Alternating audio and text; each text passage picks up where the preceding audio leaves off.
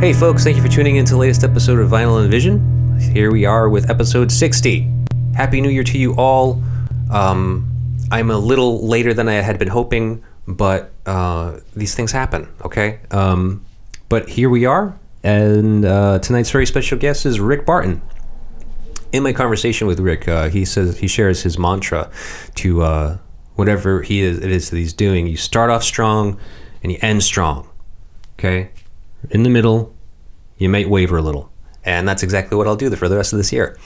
As of right now, Rick is my guest tonight, and he is a very special guest. Very happy to have spoken with him and have him on the show. I have a couple of other very exciting shows coming up very soon. And so please stick around and catch up with us and find out about those when they're ready to be announced. But for tonight, Rick.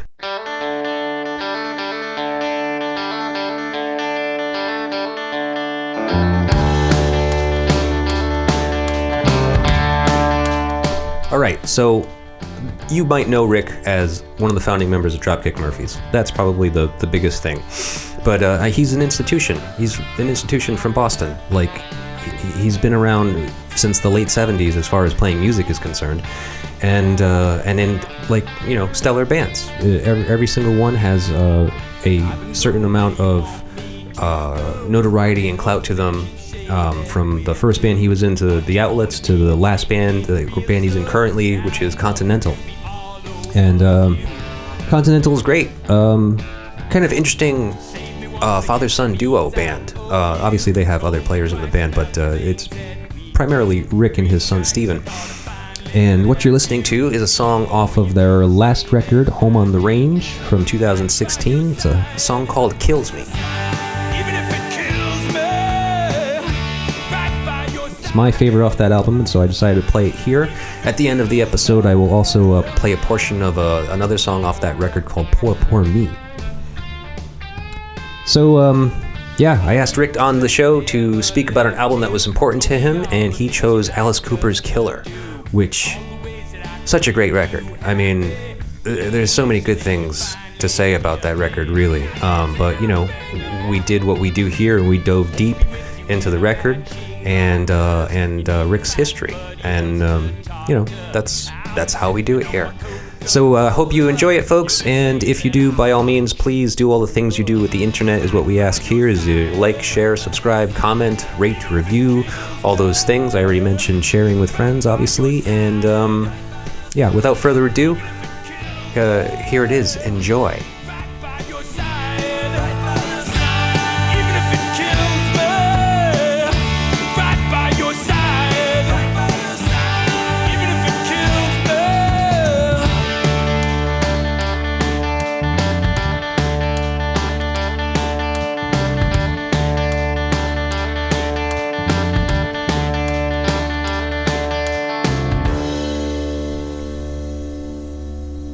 James? Hello, Rick.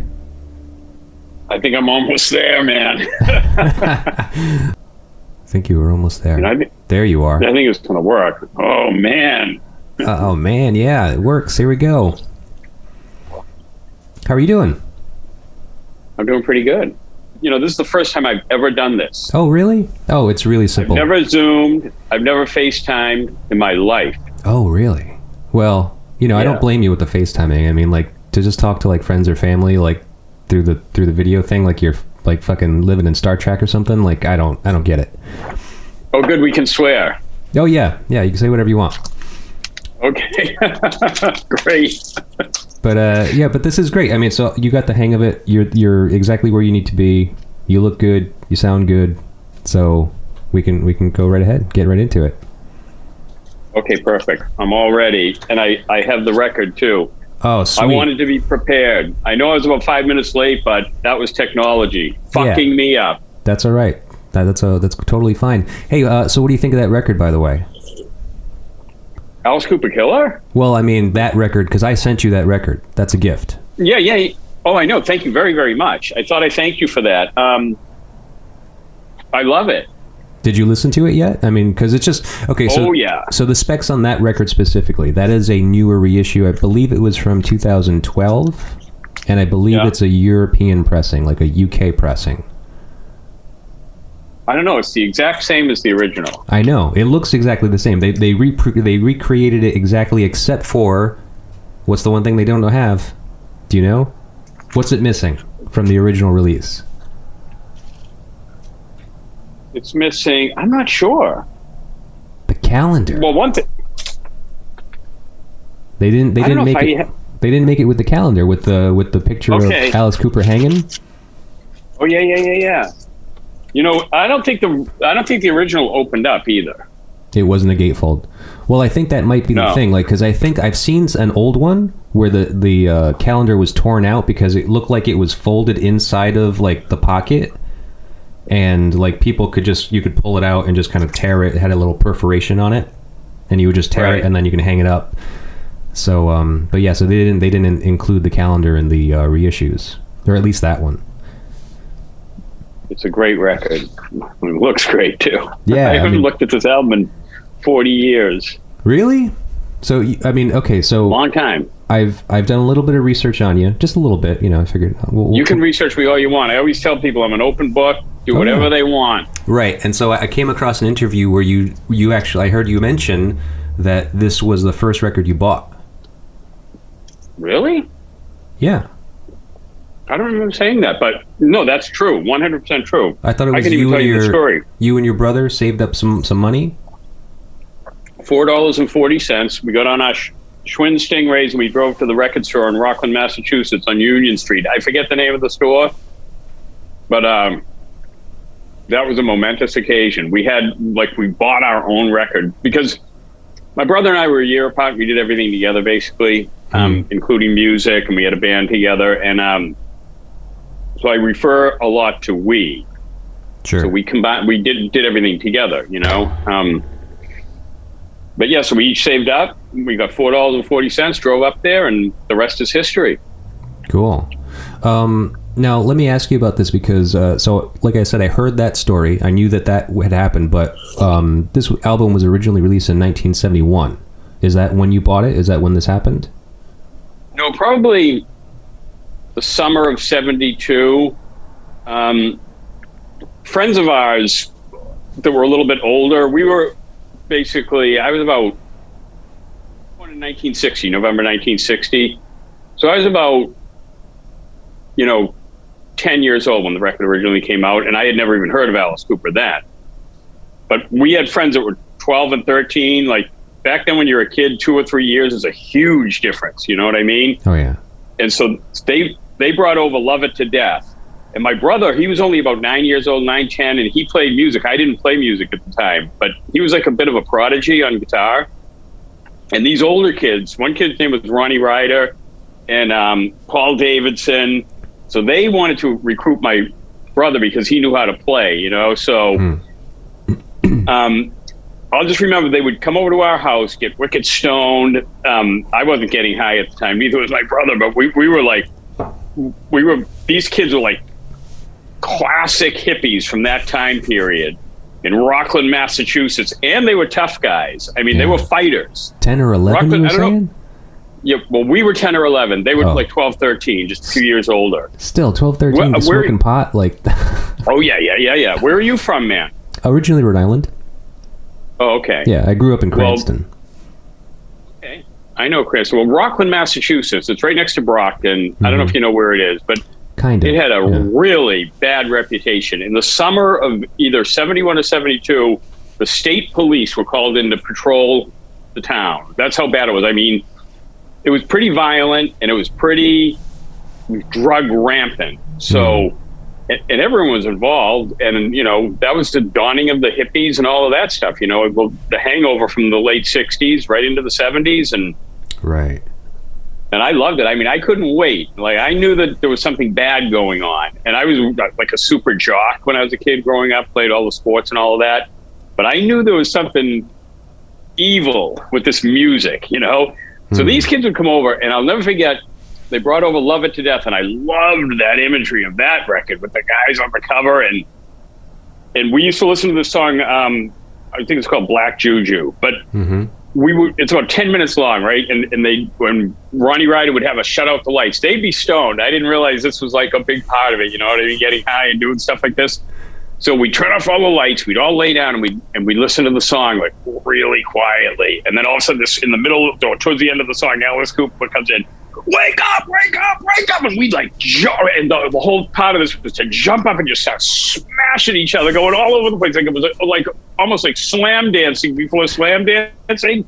And I was hooked on Alice Cooper. I loved Alice Cooper. I thought Alice Cooper was the only band on the planet, because back then, you know, you didn't realize, and Love It to Death came out, was the album right before Killer. Right. I think Love It to Death came out in 70 or 71, and then I think Killer came out, because back then bands would put the records out like every 9 months to 12 months. They had to keep going, boom, boom, boom, and get singles. Right. Because once Alice Cooper had, I'm 18. you know, probably. 18 Yep. on Love It to Death, that was like, oh my God. And so now they had become like a hit band, and they had to put the records out. But, you know, back then, you had to find stuff. You know what I mean? Like, you couldn't just turn on this phone and figure it out. Right. Like, I didn't even know about the movement of music. I had no idea what was even going on. You know, Sure. It was Alice Cooper, and that was it. And then gradually, you know, I found out about these other bands like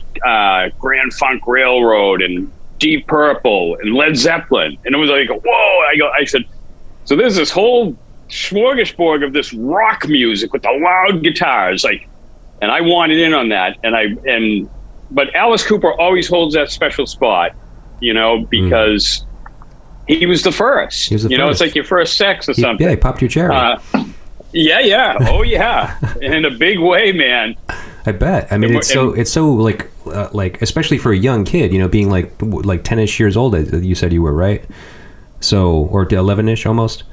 I was going to turn 12 in November of 72. So yeah, 11 Right. years old. My brother was 10. But stuff is so. And I look back at that, and it's like, wow, that's weird that we were that young listening to this kind of music. Yeah. Not that Alice Cooper was exactly groundbreaking, you know, incredible music, virtuosos or anything like that, but they, you know, it was a place where younger kids did not go.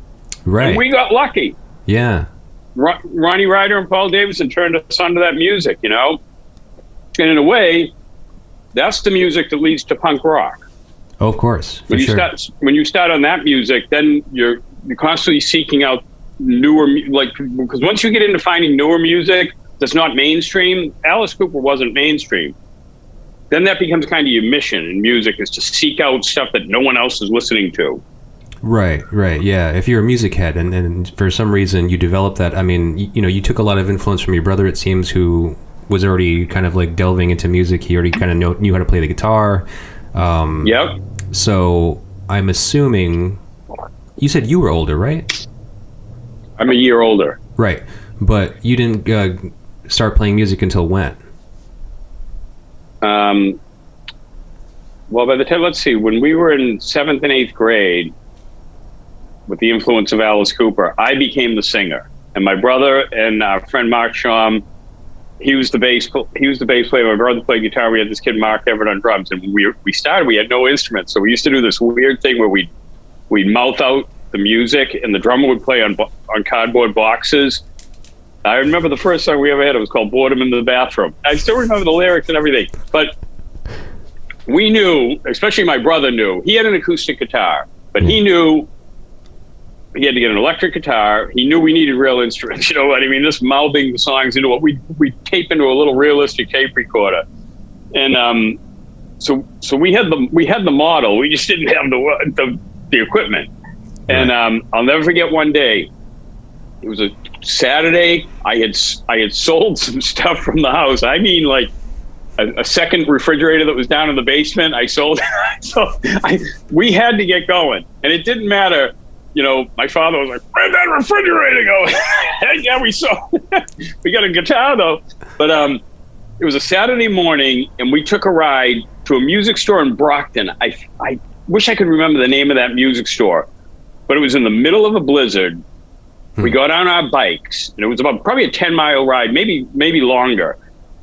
And I think we only had 2 bikes, and it was me, Mark, and my brother. So one guy was on the handlebars, and we got an amp, a guitar, and a bass, and we knew and a mic. and the bass and the guitar were definitely going to go through the same amp because that's all we had enough money for. And we drove through that blinding snowstorm. We got the stuff, and we made it all the way back on our bikes. I mean, I know that sounds like one of those stories, like, when we were kids, you know what I mean? Yeah, but that's what we did because the parents weren't about to contribute to this delinquency. So we had to take it into our own hands, and we went for it. Right. And we set up in Mark Shum's cold garage, and the first song we did was Ballad of Dwight Fry. That was got us started. You know, you couldn't start out with original songs when you were that old because you know how to make up a song. Right. Sure. You always start with covers, usually. Yeah. Wow, that's crazy. So, that's when you said you were 14 then? No. It was, let's see. I was 13. I might have been 13 or 14. My brother was 12 or 13. Okay, but you were still we were in singing. 7th and 8th grade. Okay. I was just singing, yeah. Yeah. So when did you pick up the guitar? Shortly after, when my brother and I moved to Florida, right when I was in ninth grade and he was in 8th grade. My parents just picked up and moved to Coral Springs, Florida. I think it was to escape my grandparents. That's a whole other story. But he needed someone to accompany him, and he had just started getting the lead guitar and everything, and he just showed me 3 chords. He said, just play these 3 chords over and over, and that's what I would do. I'd sit there and play 3 chords like Louie Louie or something, 2 hours, while he'd be like soloing. Be like, I couldn't really play, but I developed a pretty good right hand from this repetitive strumming of the same 3 chords over and over, and it was okay. Yeah. Well, but then we got a band down there in Florida. It was incredible. And once again, we had to go get some equipment. So we got a Fender Showman amp, which was going to have both guitars in it. We got our friend Don Gallagher to play bass. And then we got this older guy, like Glenn Jewell, was going to be the singer. And we played at the 8th grade dance. And man, to think back, going 2 guys in 1 amp, just to think of how shitty we must have sounded. But on Monday, we were the stars of the school. We had just moved, and next thing you know, we're famous in the school as the band. Right. And I was like, holy shit, this is a way to get an identity. The girls liked us. Yeah. It was everything. And then, the partying came right along with that. And it was like, wow, this music thing is great. From that point on, man, I knew I wasn't going to finish school. I knew the sports were out the window, and I was ready to have fun. And I embarked on a life of fun from that point forward. Right. Crazy. So, tell me a little bit about your history prior to that. It sounds like you started off pretty young as far as getting into music. You bought this record originally 72-ish when you were about 10, 11, you said. Yeah, I was about 11. About 11. So, what was music like in your house growing up? Did your parents listen to stuff, and were you kind of exposed to things aside from Alice Cooper or earlier to that? My father loved Bob Dylan. I'll never forget when he brought home Blonde on Blonde, and he brought it home from work and he opened it up. And when you're a kid, things seem larger than they really are. But I was like, whoa, look at that record, look at that guy. You know what I mean?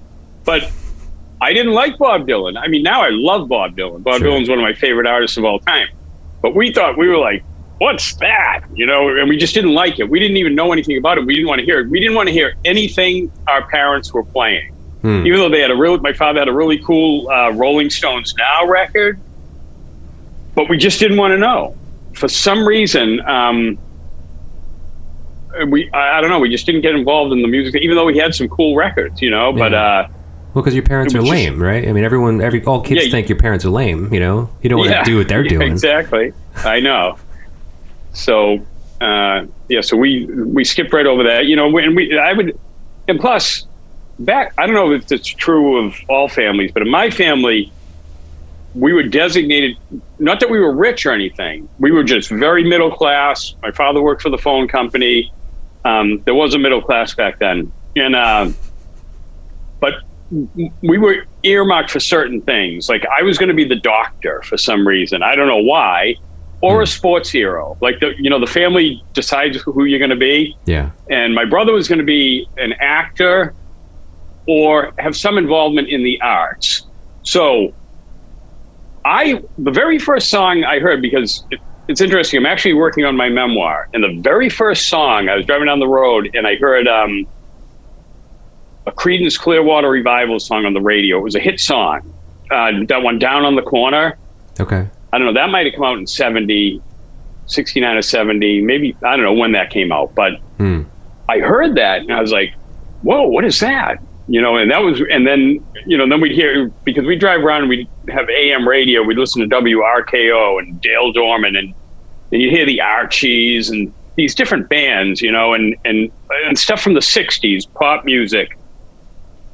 But it was resonating with me, but I wasn't supposed to like that, because I was going to be a sports person or a doctor, and I wasn't supposed to like music. Like, my brother would actually get called out to the parties to like dance and show off acting skills, like when my parents were having like little parties at the house. But I was supposed to get my rest, I guess, because I was going to be operating on people while playing shortstop for the Boston Red Sox. I don't know, it's weird shit, man. Like, families are weird. But so I had to keep my interest in music. I couldn't admit it to anyone.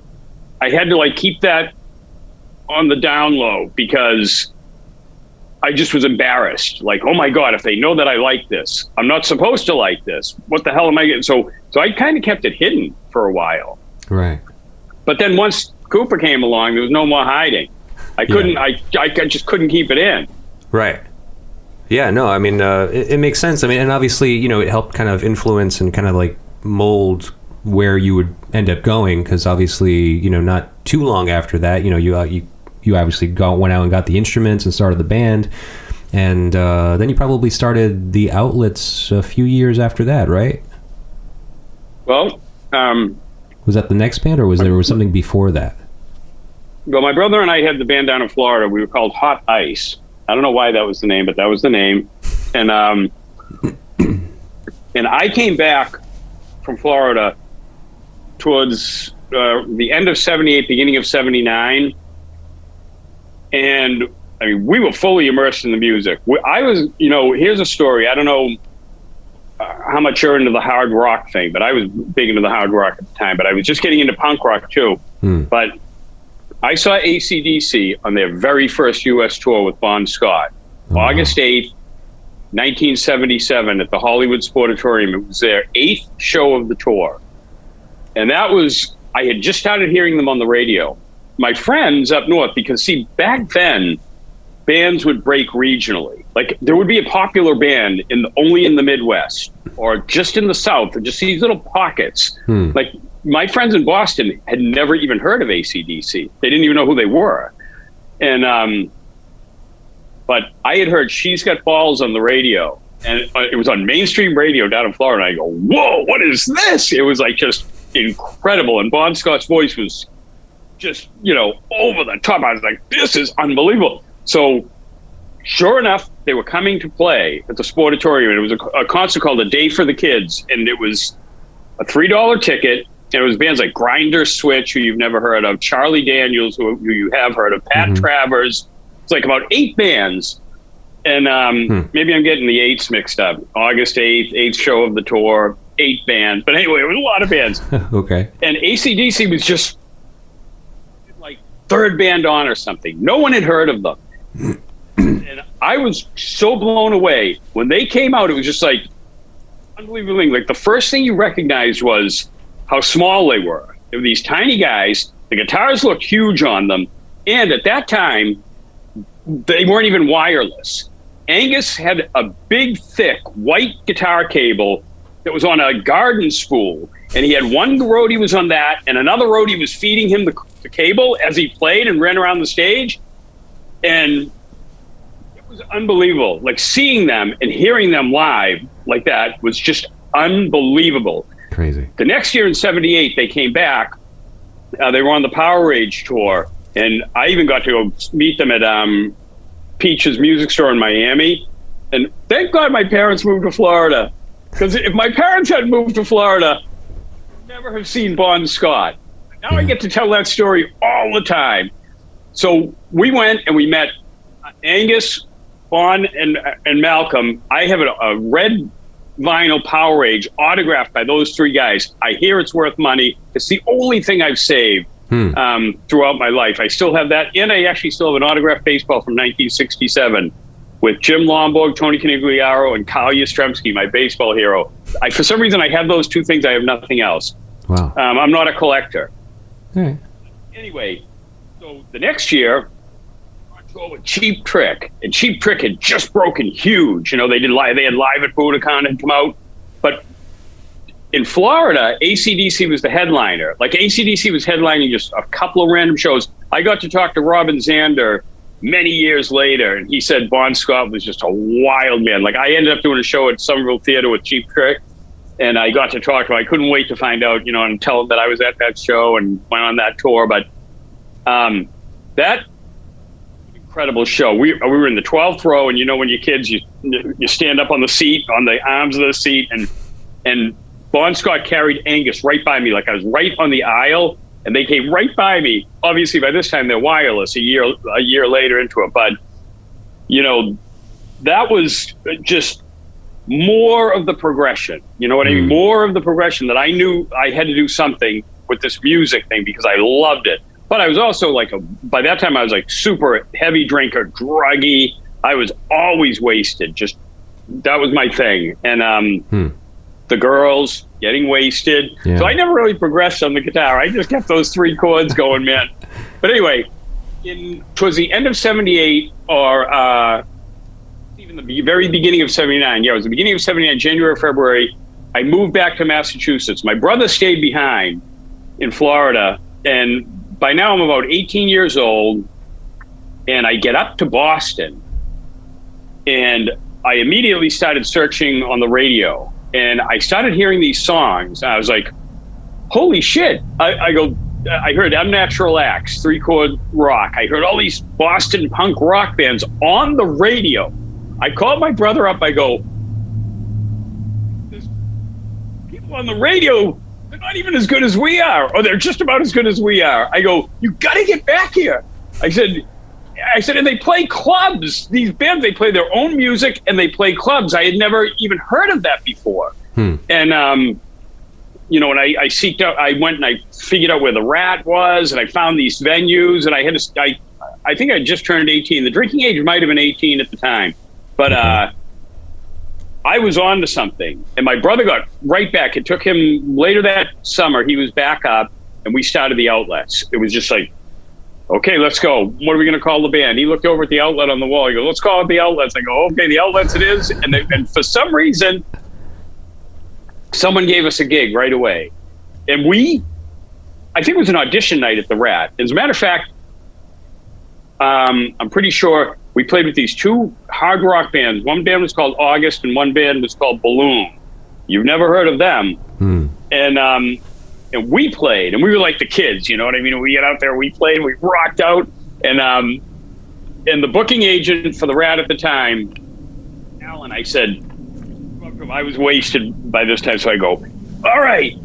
I go, we're going to be big, and we need a big show. I go, we want either Mission of Burma or La Peste. And I go, and it's going to be the Outlets. So I'm telling him his job, right? The guy must have been looking at me, but he did know that people seemed to really like us on that audition night.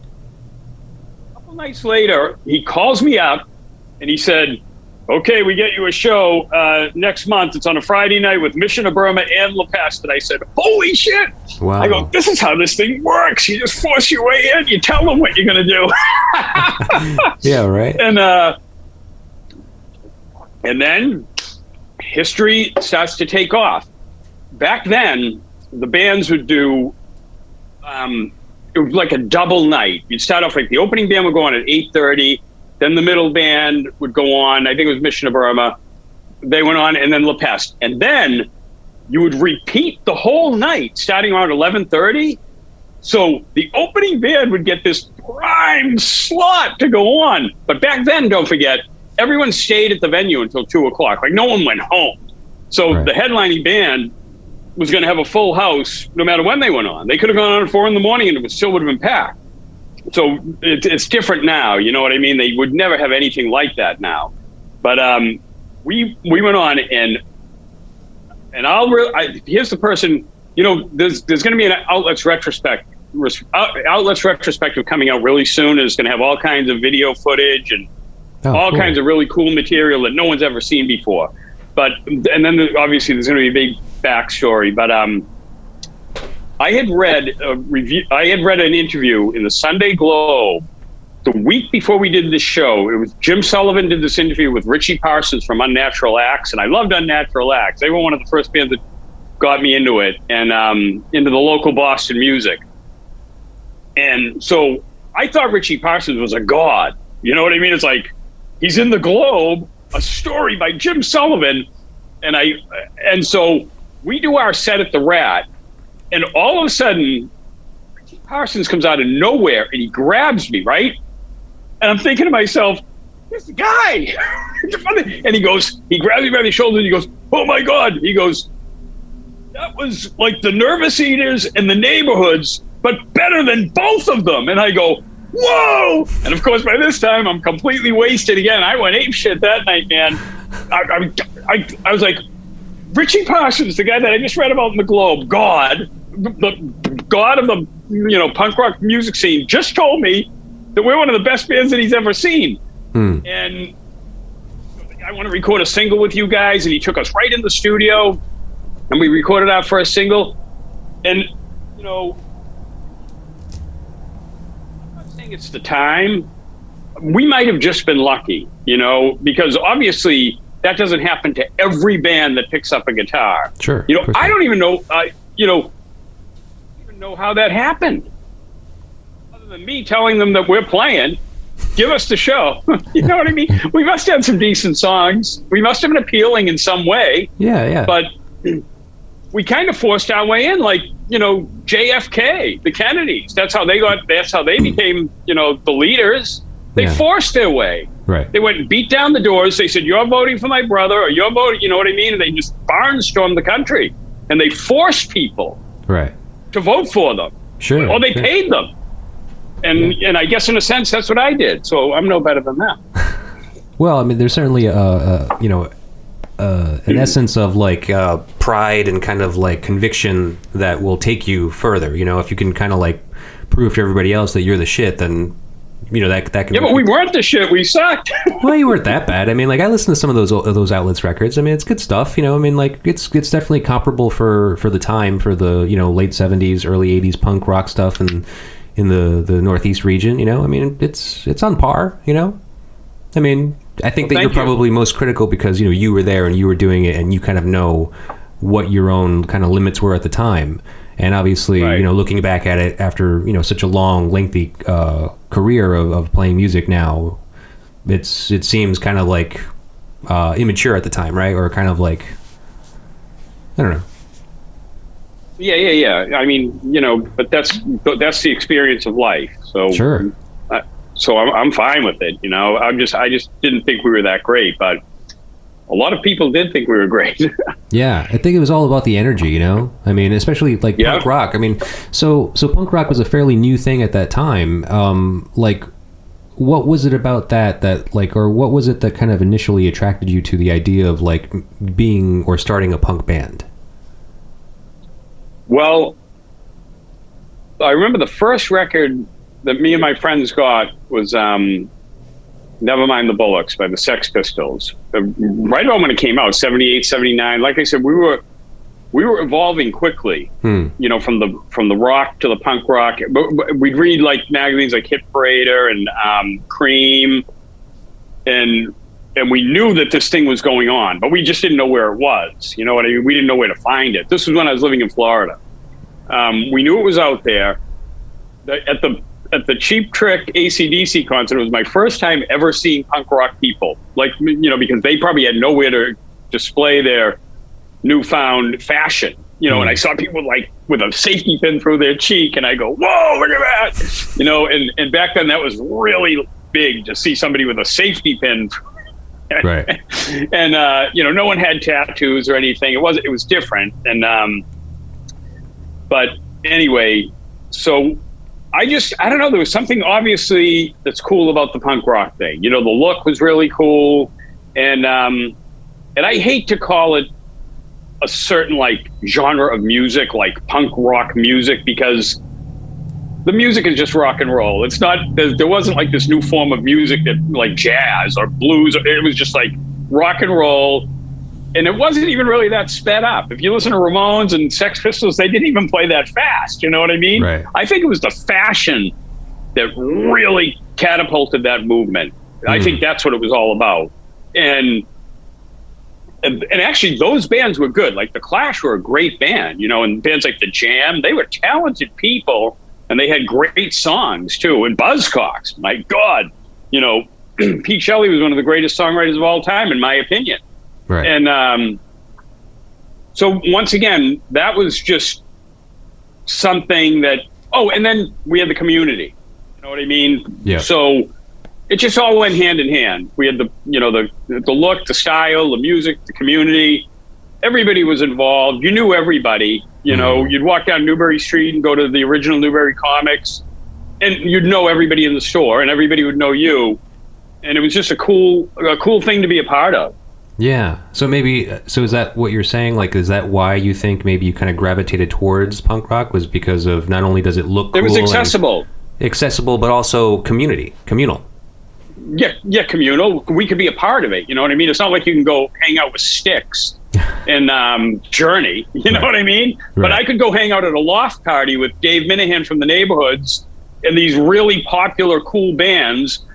And when the punk rockers would come to town, like I remember one time we backed up Dead Kennedys, and and you'd go to these parties, and all those people would come too. They'd come to the parties. So yeah, it was like the community was a huge part of it. Just being able to know everybody, it was great. And there were so many characters, man.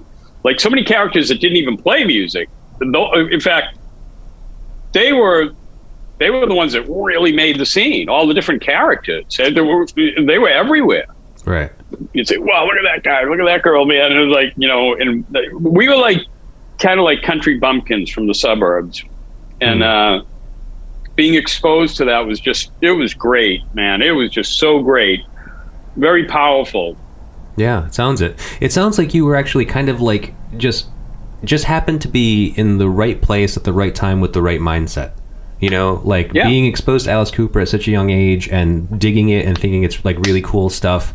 Because and then back a little bit further down the road, you and your buddies in Florida pick up Never Mind the Bullets by the Sex Pistols, and it's just like you see AC/DC, like all of these things, like you're kind of like right there while all of this stuff is happening, because punk wasn't far away from like the original rock and roll stuff, and even I even found like New York Dolls and and like Alice Cooper actually was an influence on them, and like Johnny Rotten especially. Like I actually found a quote by Johnny Rotten saying that Killer was one of the greatest albums of all time. And so it's like you're in good company. You happen to be right there. Like you're kind of like right in the middle of all of this. It seems it's kind of crazy. Yeah.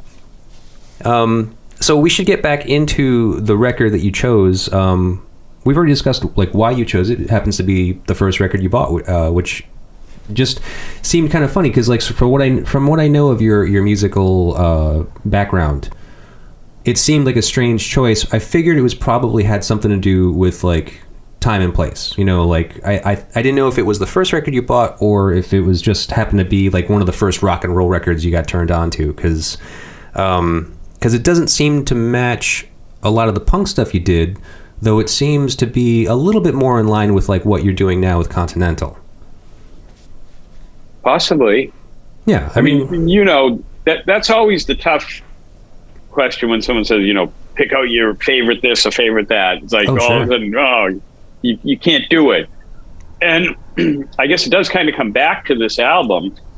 Mm-hmm. And, when this album starts off with Under My Wheels, could essentially be a punk rock song. You know what I mean? It's just like, it floors you right out of the gate. And then Be My Lover, and the two lead songs from each side are like just great straight up rockers that are just so incredible. Then of course they delve into the wild shit, because Alice Cooper was always wanted those like long songs. That was part of the what was happening then in music, these extended like jams and everything. But that wasn't really what I liked the most. I like Yeah, Yeah, Yeah, and Under My Wheels and Be My Lover. Those are my favorite songs. Yeah. And, Long Way to Go off Love It to Death. But, the Alice Cooper story is pretty interesting. I mean, they had put out 2 records before Love It to Death. Yep. You must know that, right? Yeah. I didn't. Pretty's for You. Pretty's for You and Easy Action. Right.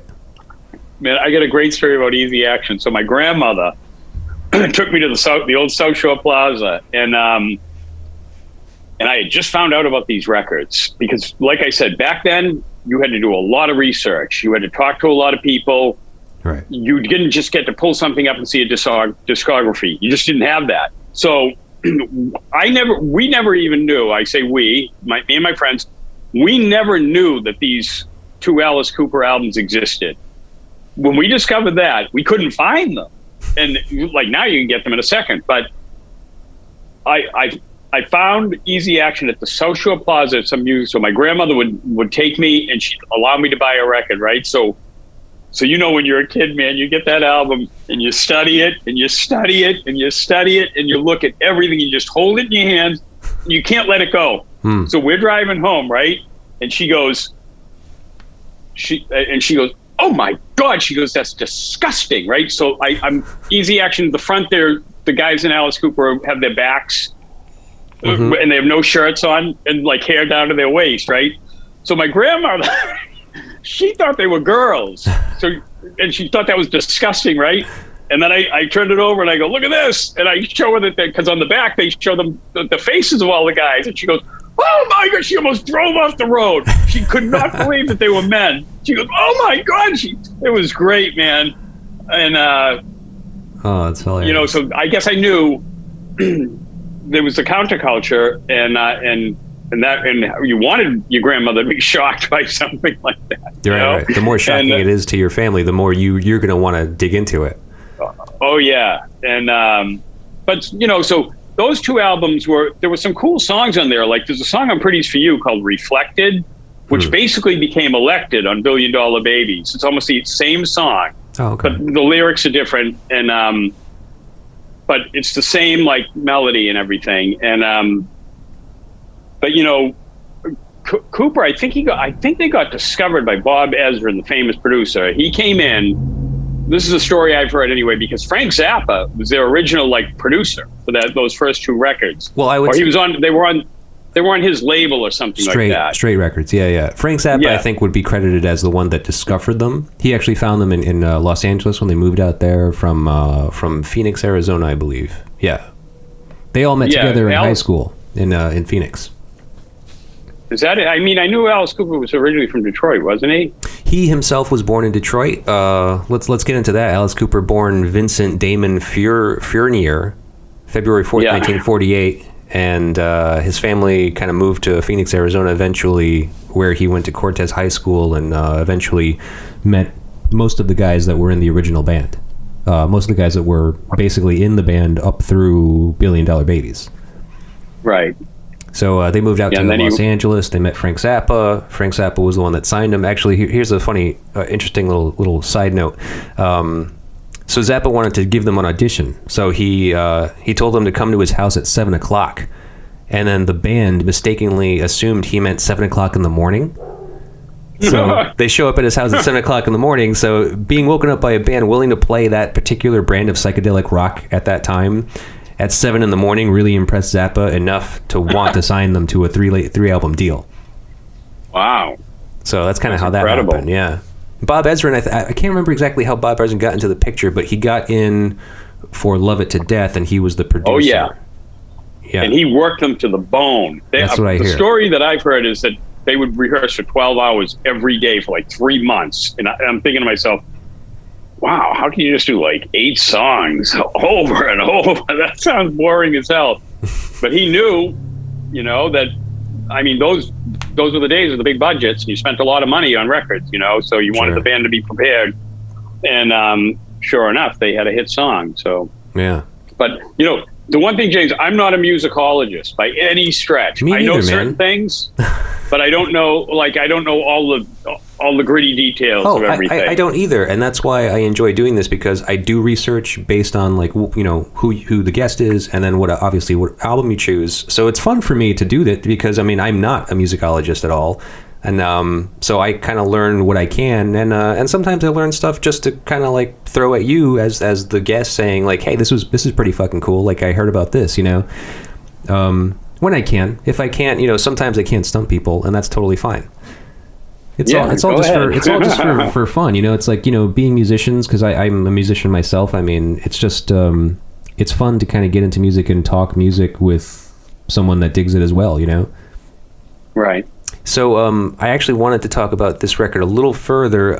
We're going to go ahead and listen to some of it, and then I have questions for you based on some of the songs. So, okay, sure. Yeah, so let's go ahead and get into the first song, Under My Wheels. The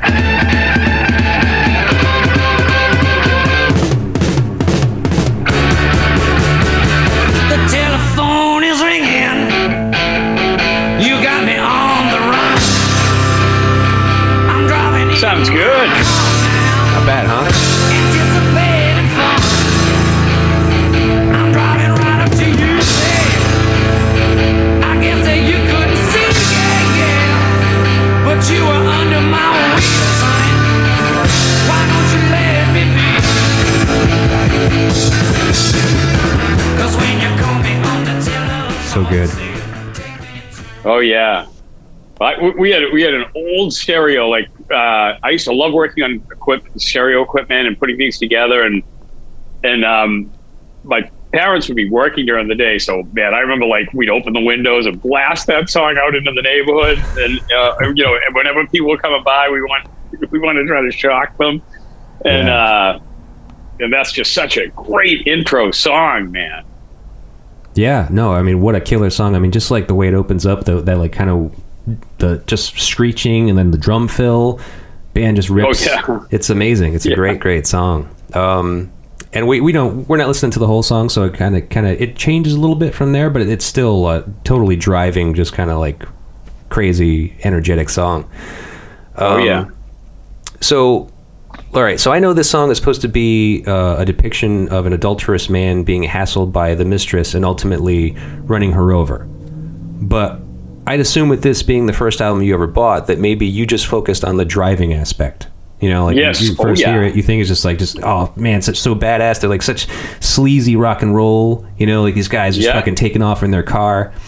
And now you were let's see. Now you were originally going to come here and drive here from Maine. Yeah. But we couldn't. I didn't know that I could set. I didn't realize that I could set this up so easily. Yeah. Well, I told you it was easy, but I would have loved to have you here. Trust me, it would have been great to have you bring the record and just kind of like do that too. But so it seems that you're pretty cool with driving. I love driving. You do? Okay. Oh yeah, that spirit of just knowing the wheels are going to be turning and you're going to be in a new spot. It's just something I love. Yeah. I get excited to do it. You don't get the sleepies behind the wheel? Very rarely. I get really groggy. You know? I can't even drive to Boston without falling asleep. But I've toured a lot, and Right. I didn't, and I've been at the helm for a lot of the tours, like, because I never, even though the one band that I know you'll eventually talk about became big and became a tour bus band. When I was in that band, we were in the van. Right. And I've been in the van for every band I've ever been in. I've never done a bus tour in my entire life. So, you know, it affords you, well, you know, my son Steven, he always goes, wouldn't you like to be on a bus and playing big stages and making lots of money, Dad?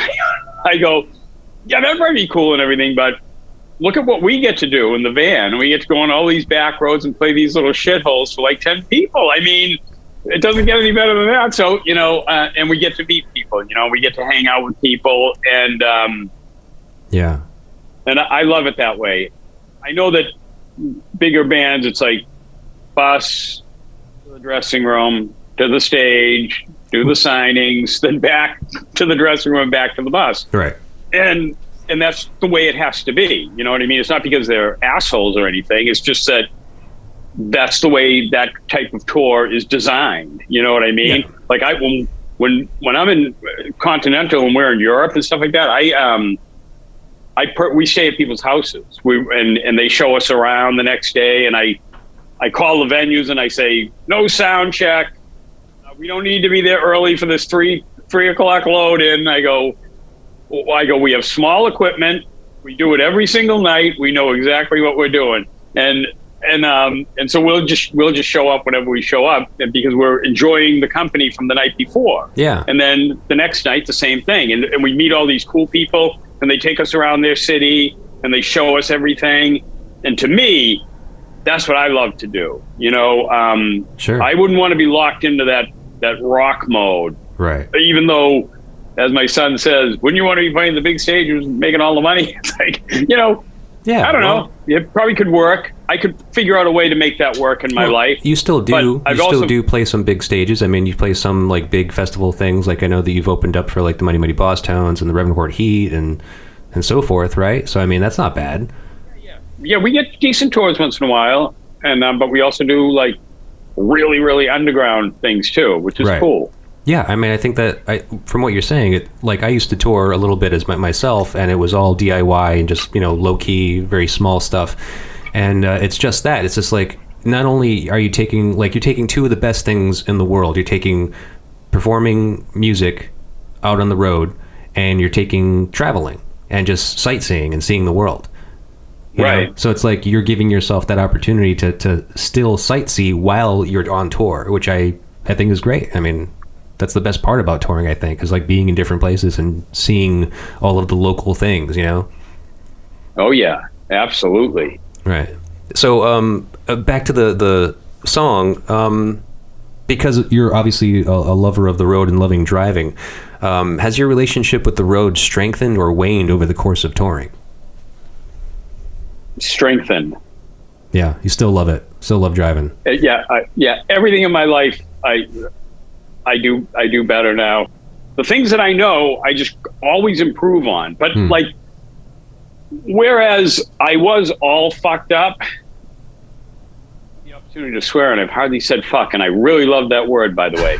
I quit drinking and partying like almost 30 years ago. So that doesn't make me a hero or anything, but I think it makes me more resilient and more like I get hyper focused on things.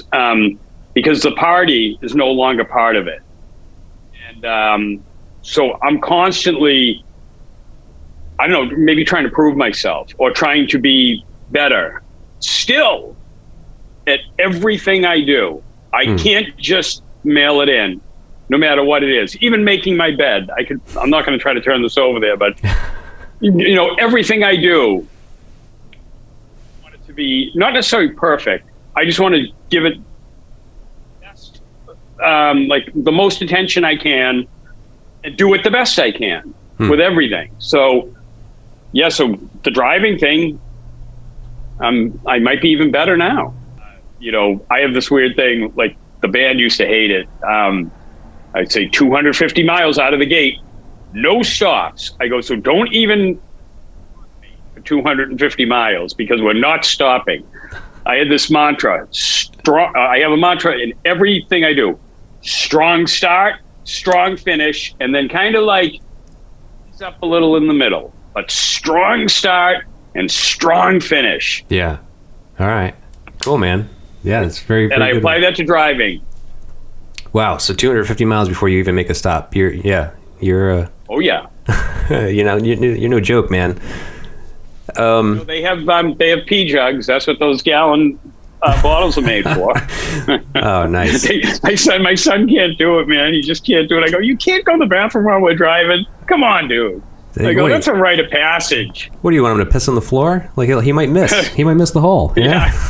It's hard enough with a toilet. Jesus, you're gonna try to get in a bottle while you're moving. All right, so let's move on to the next song. All right, "Be My Lover." Be my lover. All right.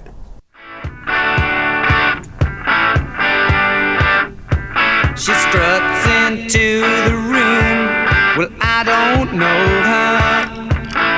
that guitar tone is perfect. With a magnifying glass. Not bad, huh? Not bad over this. Just sort of look her over.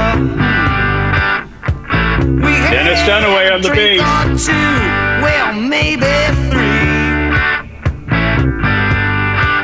And then suddenly she starts telling me her life story. She says, baby, if you wanna be my lover, you better take me home. 'Cause it's a long, long way to... You know, I'll tell you, man, this is the 60th show I've done, and every time I hear it like this, for some reason, I hear it so clearly. It sounds so good. It's great how they incorporate, like, Alice Cooper's always incorporated little doo-wop background vocal things in songs, and that's kind of cool. But, you know, that song was written by Michael Bruce. He wrote the whole song, like lyrics, music, everything. Right. A lot of them were collaborative efforts, and Bob Ezrin was part of the writing process, too. Right, he was, yeah. Yeah, and he was same with Kiss. He wrote a lot of their stuff as well. Yeah, crazy. I listened to an interview with him, actually. He's a totally interesting dude, you know? I don't know anything about him. I just know that he has a great name, and he's been part of great music. He sure has, yeah. So, so as you said, that this song was written by the guitarist Michael Bruce in its entirety. So it's simply about when he went into a bar and happened to have a drink or two, or maybe 3, with a girl he had just met there.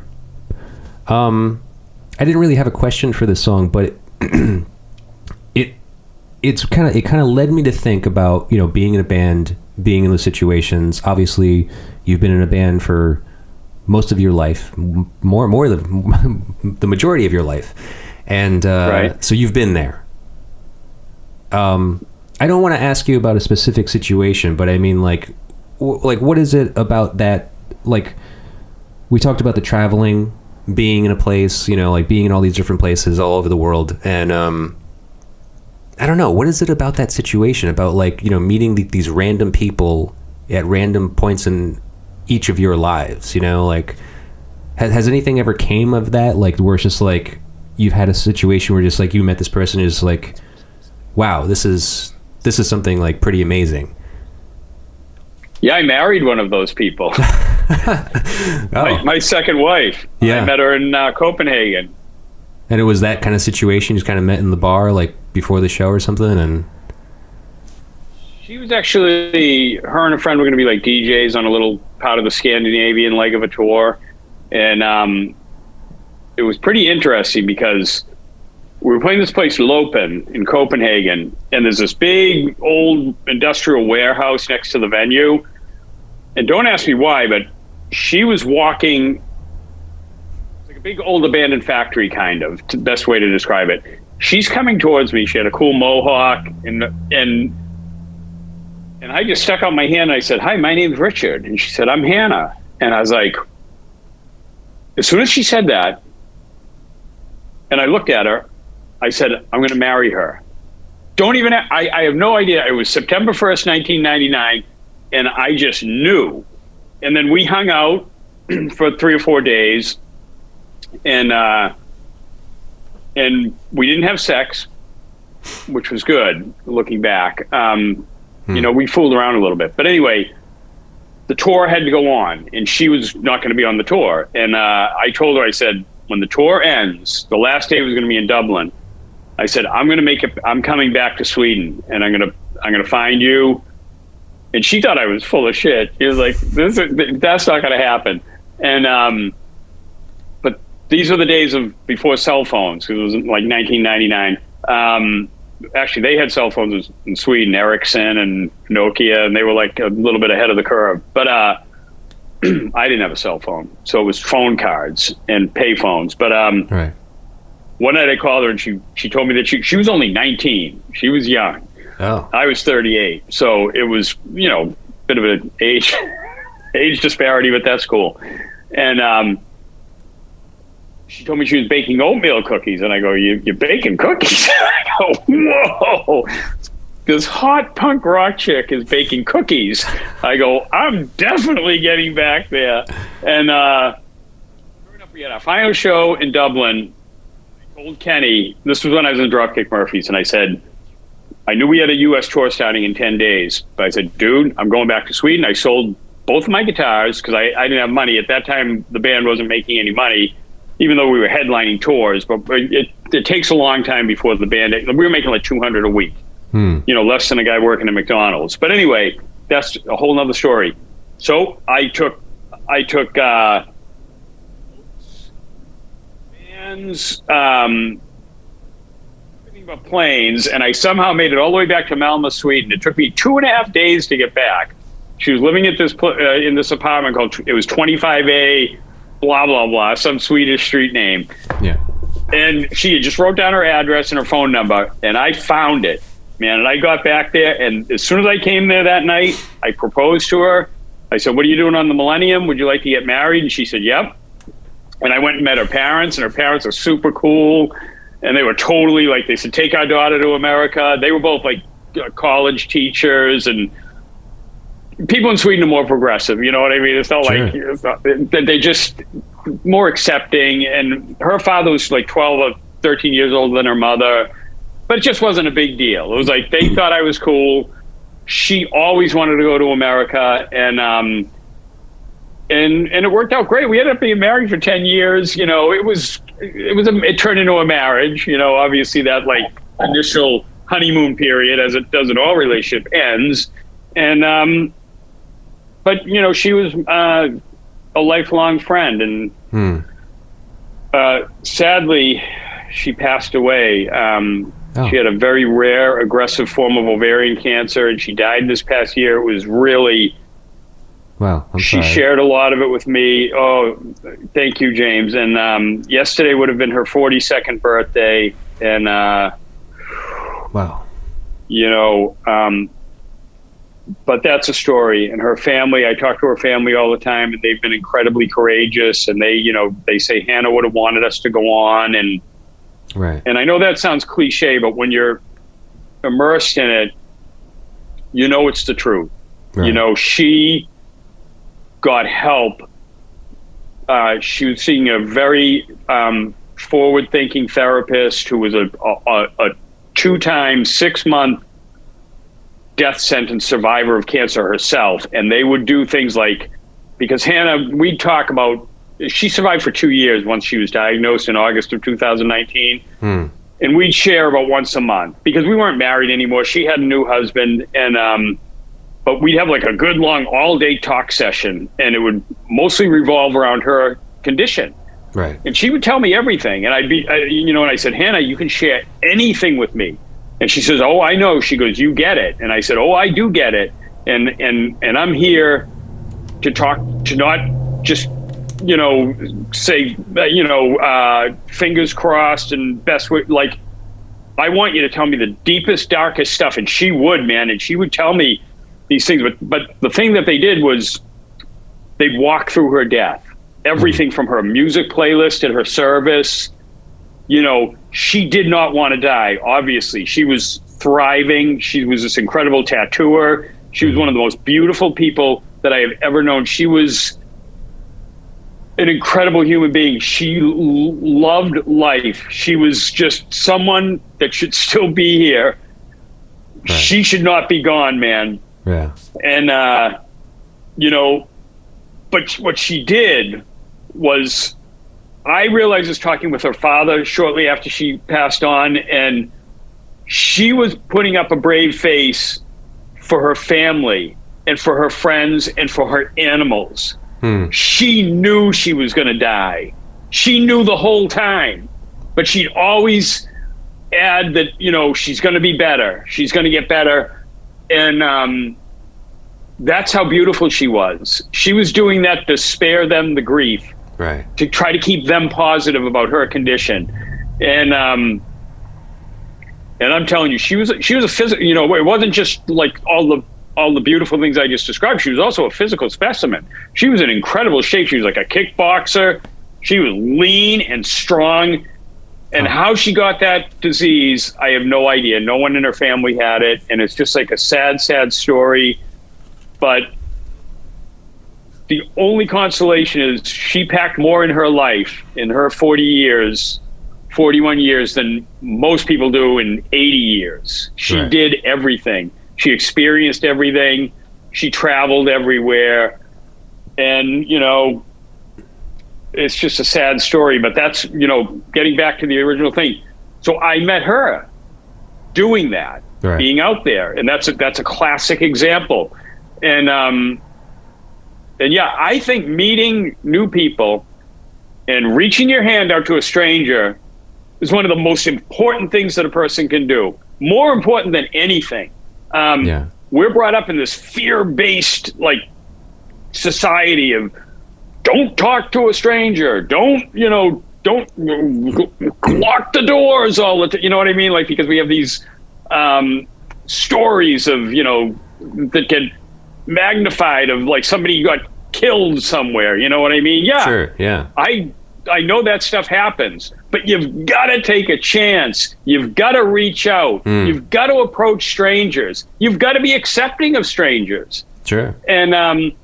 And one way to get started on that is, you know, I'm not a rich man, but, you know, if a homeless person, I know a lot of people say, oh, you're contributing to their blah, blah, blah. Fuck that. You know, even if you don't have any money, say hi, look them in the eye, and you know, and share something with a homeless person. That's how you can kind of get started on that path of not being afraid of strangers and people that are scary.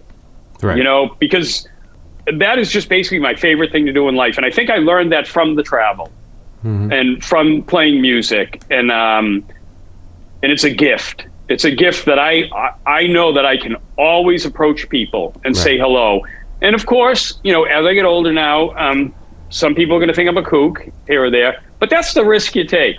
Sure. You know what I mean? Big deal. Somebody called me a kook. I've been called worse. We're all kooks. Yeah. But yeah, so that's a roundabout way of saying that, yes, the traveling experience has been wonderful. Wonderful. Yeah, and it's great. It's great. Fucking great. Great what you get to see and the people you get to meet, for sure. Yeah. All right, well, let's move on. Again, listen, I just want to say I'm sorry. Like, I did not realize. I know that I kind of heard about Hannah, and I knew about your divorce. I did not know she passed away, and I'm sorry that had happened, you know. And she was actually my age. Thank you for that, James.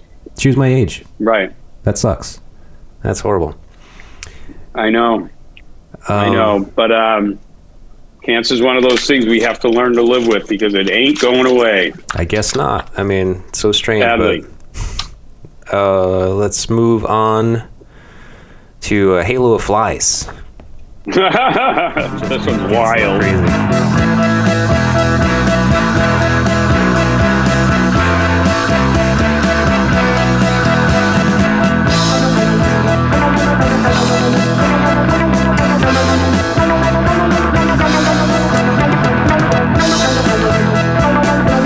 I guess they were a bit progressive, huh? They were trying to be. Shit. Yeah.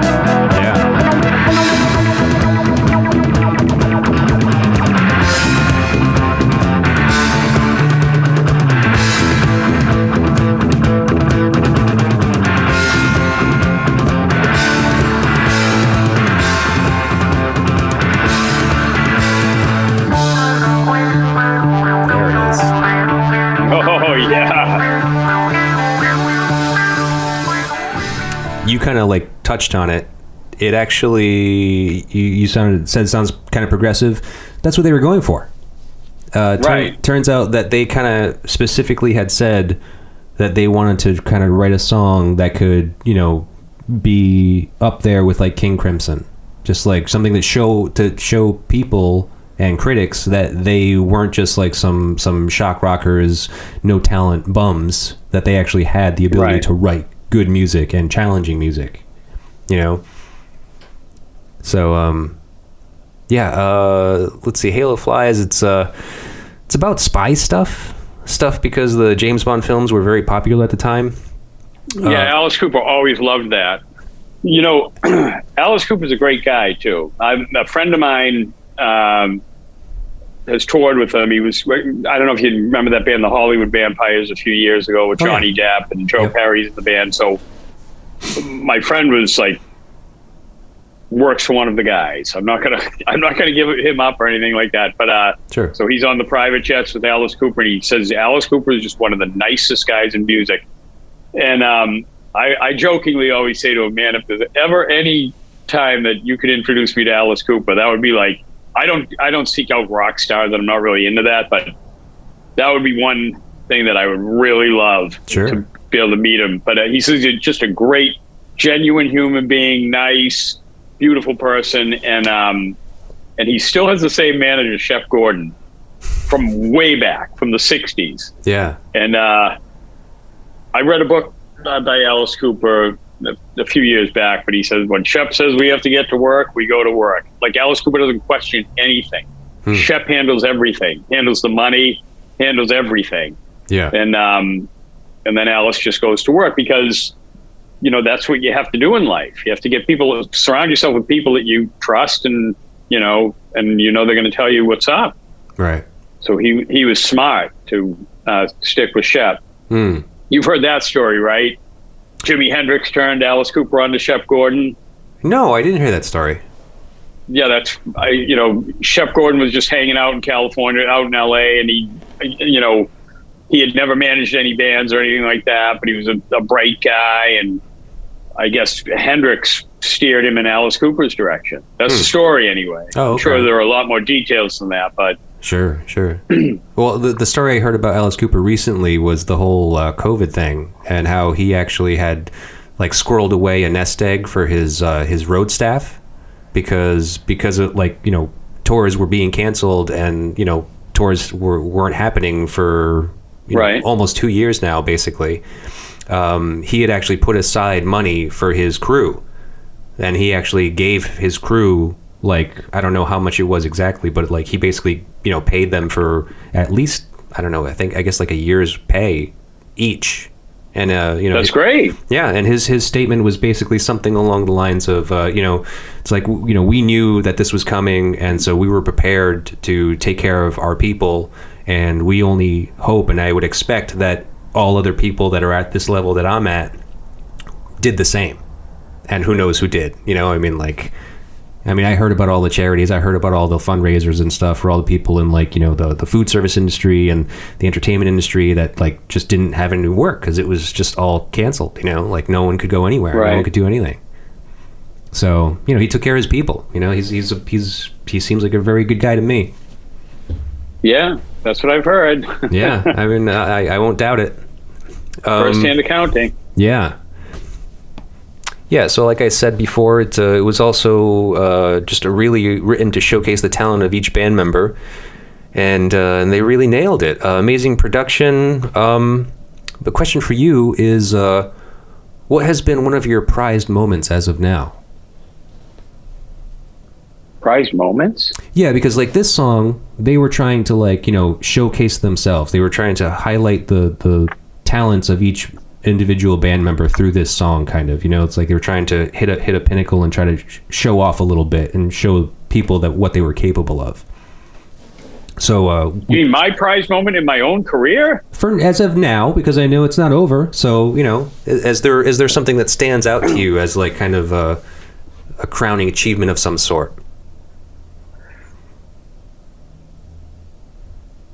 Actually, I don't know. I've never been asked that question. I'll have to think this over for just a minute. But I would like to get inducted into the Boston Rock Hall of Fame someday.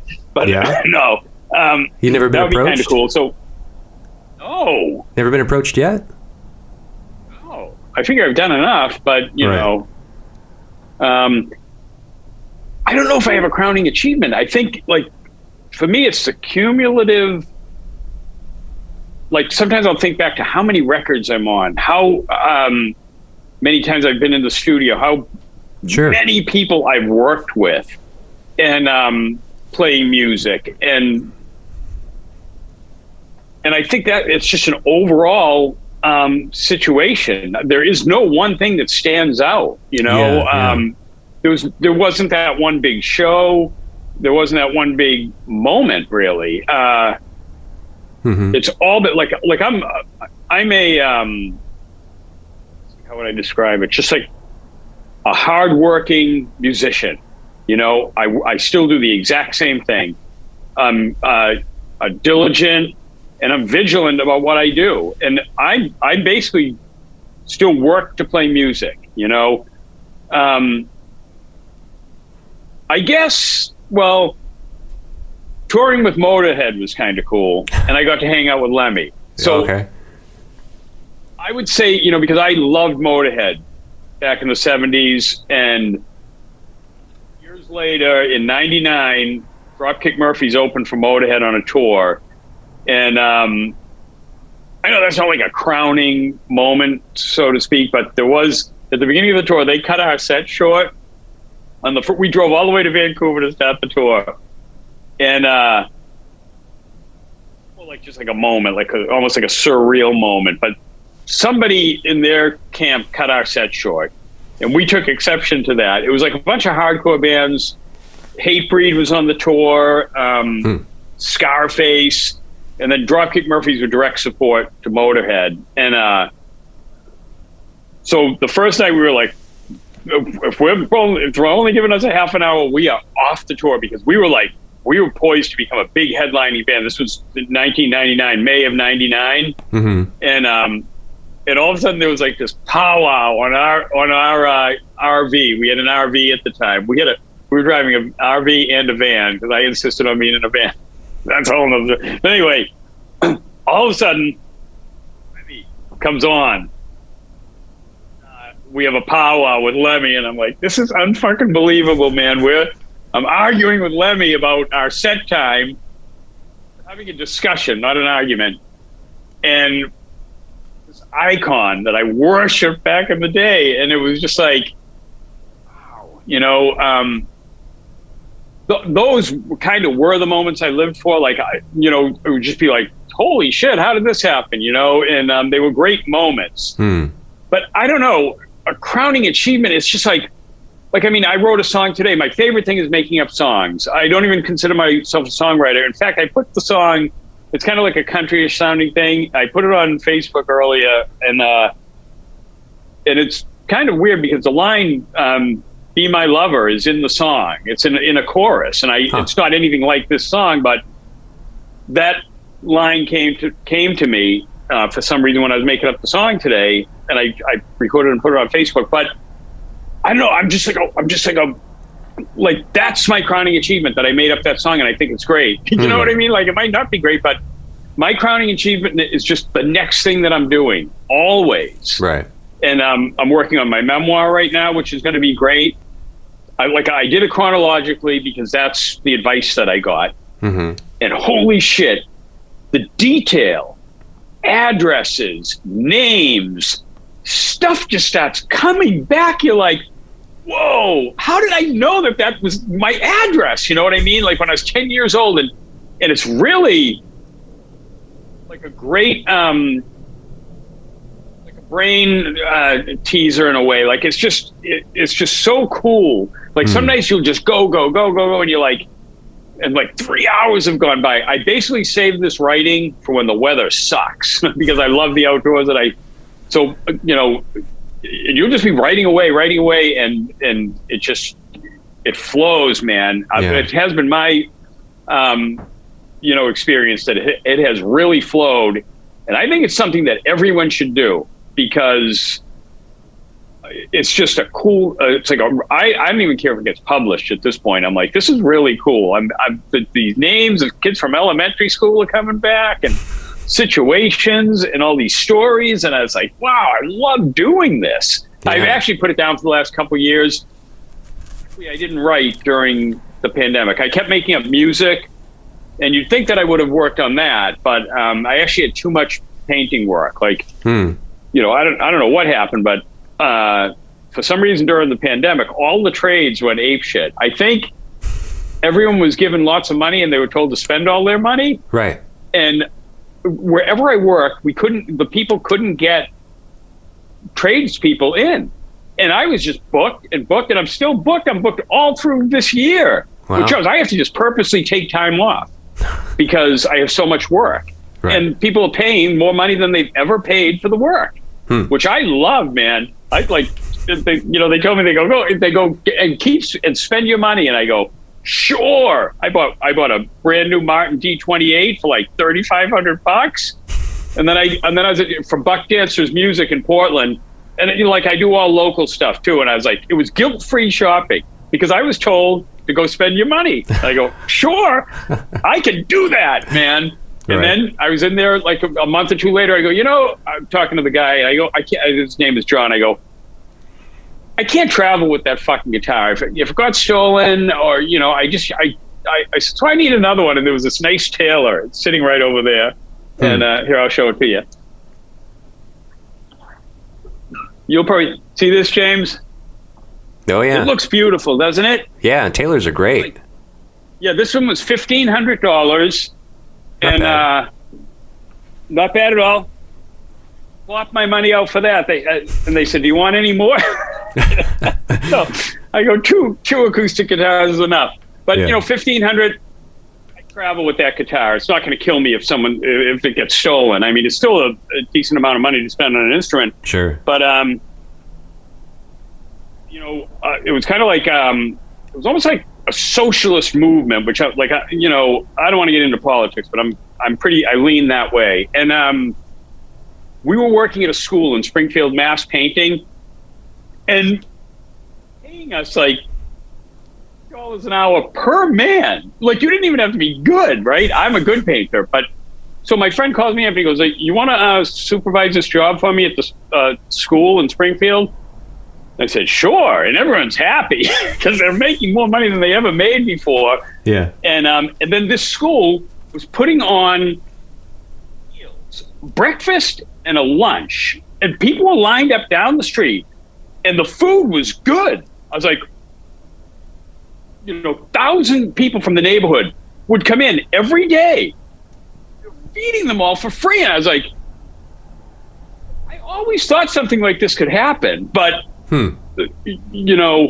it's interesting that it took this virus to kickstart this kind of movement, Right. And I'm not saying that we can take care of every single poor person on the planet, because obviously it's proven that we can't. But for a while, we seem to do a pretty damn good job of it, man. In some places, I'm sure that there are people that will say, "Well, we didn't get taken care of," right. But I saw a lot of incredible, like, humanitarian efforts out there, man. And it was really one of the positive things, in my opinion, to come out of the pandemic. I don't know if you witnessed any of that, but people were helping, man. Yeah, sure. Yeah. I mean, well, there was a lot of people that needed it. And so, we're thankful for those people that stepped forward and did something, Right. Oh, yeah. It was incredible. So we should keep on moving. We are going to move on to the next song, Desperado. Okay. Oh, I love this one. Yeah. Some dramatic moments in this song. Dramatic. They do that a lot. Yeah. I'm a gambler and I'm a runner, but you knew that when you laid down. I'm a picture of ugly stories. I'm a killer and I'm a clown. Step into the street by sundown. Step into your last goodbye. You're a target just by... Not bad. That's pretty much that song. It doesn't really change much from there, really. So this song has been said to be a tribute to Jim Morrison, who had just died 4 months before the release of this album. Really? I didn't know that. It's said. I don't know if that's like any factual information, but I have seen it in a couple of different places in the research that was something that people said was possible. Also inspired by the Western the Magnificent Seven. Right. So I knew that. Okay. Yeah. So it's either or, So here he is, like, Alice portraying the idea of like this gunslinger bedded down with a prostitute whom he tells a little of his long outlaw life.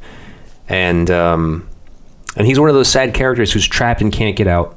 He knows he can't be anything else than what he is. It's too late, and he fears the end is near. He knows he can't be anything more than what he is the takeaway from this song, and that key phrase. Rick, did you ever want to be anything else than what you are right now? Oh, that's a great question. Sometimes that scholarly path looks incredibly romantic, and in a way it incorporates a lot of the same stuff as the rockers. They're partying all the time, you know what I mean? Like at college. They're making college, and they're making their way through.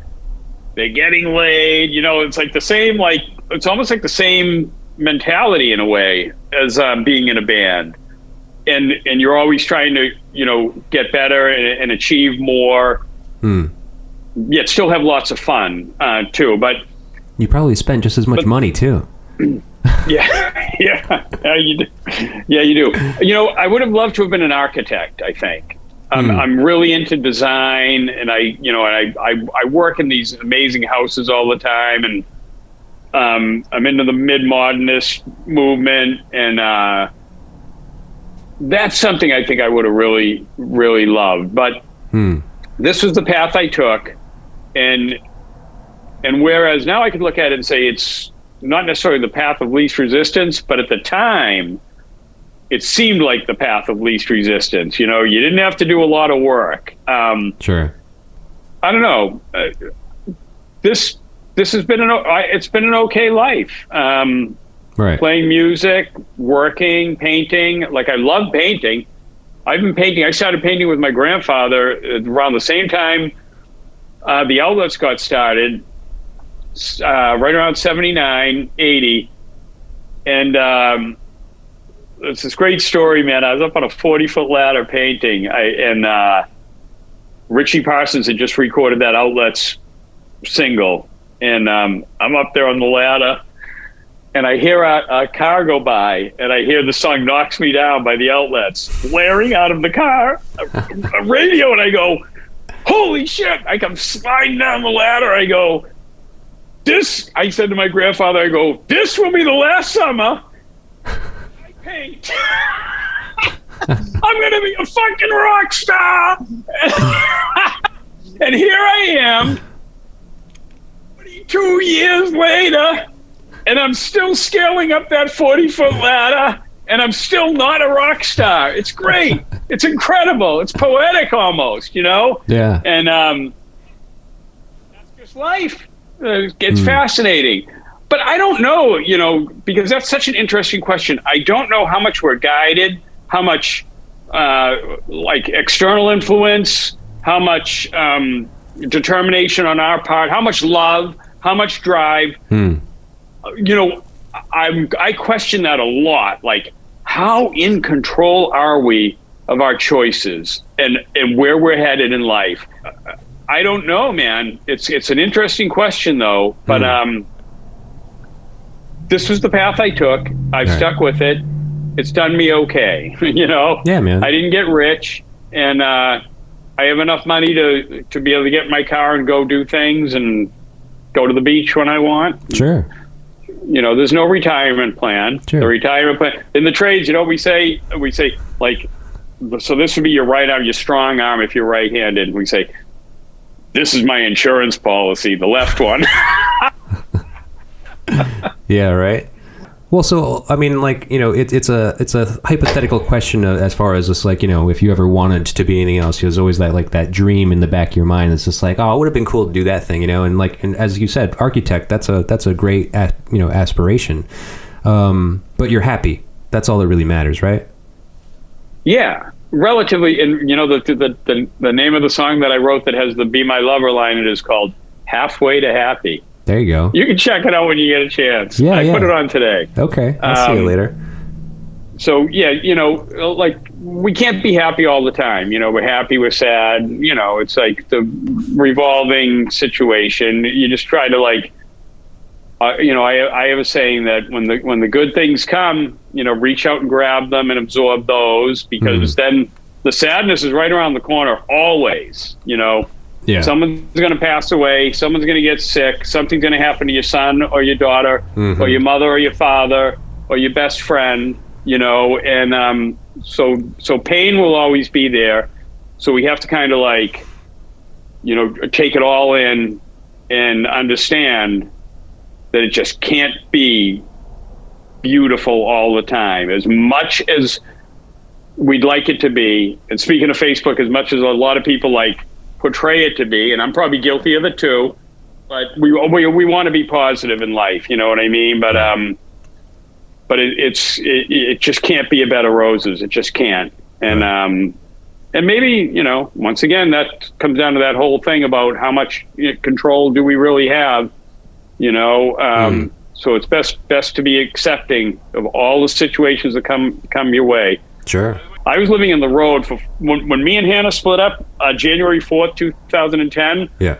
That was a defining moment. I said, oh, so I'm going to do that. And here was the next thing. She told me she was taking our two female dogs, Bella and Wednesday, to San Francisco. We were living in Portland, Maine. She said, you're going to take Brutus, the little male Boston Terrier. Well, first of all, I was heartbroken, man. It was painful. For about 3 months, I couldn't get out of my own way. I was just crying and crying and crying. She had become the breadwinner of the family. I had this little band called Everybody Out. We weren't making money or anything, but it was a good little band. And I said, what I'm going to do is I'm going to go on the road, not just band related. Me and Brutus are going to live out of a vehicle. I didn't even have a car. I didn't have anything, but I got a paint job right away. I got another gig out in Fort Collins, Colorado, working on a Street Dogs album, Street Dogs 5. So suddenly, the big paint job, I had housing. I was able to live there and do the job. Then we were out in the studio for 5 weeks, and all of a sudden this influx of money came in. I got a van, and then I just kept going. Brutus and I lived for 4 years on the road with no mailing address. It was great. Yeah. The places we ended up, we'd be in San Diego for a summer, and we just ended up in all these cool places, and it was like a pilgrimage. And I had never planned on getting a place. And then this girl I knew, she said, my landlord has an apartment up in Portland, right on Congress Street. And she goes, I think you should move up there. Ironically, I've only seen her once, this woman that I used to know. She moved somewhere else after I moved up here. But that's beside the point. So it was I said, well, me and Brutus it'd be good to have a mailing address. I'm getting a little older. By this time, I was 54 years old. I go, I'll take it. And I've been here ever since. That was 2014, March of 2014. All right, let's keep on moving on. As a matter of fact, the second side of this record, we're on the second side now. We got 4 songs left, and I have 4 questions for you. Each song's got a question, all right? So we're gonna run through this a little quick. Next song is "You're Driving Me Nervous," which is certainly my favorite. Oh yeah.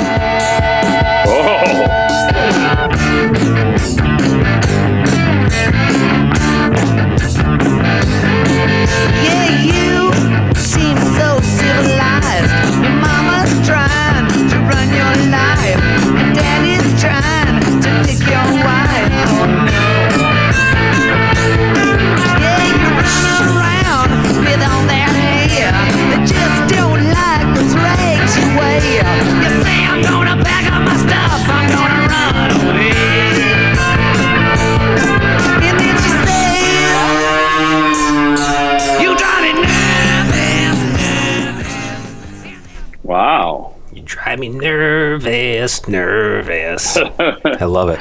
I think my story just before the song kind of touched on that, but yeah, a little anxious, nervousness, all that stuff. So you Drive Me Nervous is about a young man dominated by his overbearing parents. I thought it was funny that how there was a track at the very end of the Dropkick Murphys album, The Gang's All Here, with an appearance by Nani. that's the grandmother that was driving down the road with the Easy Action album. That was your grandmother, Nani? Oh yeah. Because I remember I listened to it and I heard her say Rick. So I thought this was messages that she was leaving for you. Oh yeah. He was wild. So what was that situation like? Like that? Like what were all those messages? Like what were all those messages about? Like why did that end up there on the record like that? Well, at the time, she had a 2-family house, and Dropkick Murphy used to practice. We built out the garage next door, and me and Mike, the original singer from Dropkick Murphys, used to live upstairs. My grandmother lived on the first floor, and we lived on the second floor. So that was just her. You know, she was wild every day. It was like, you know, we had to do this, we had to do that, and oh man, she was overbearing. You get the broom off the ceiling, boom, boom, boom.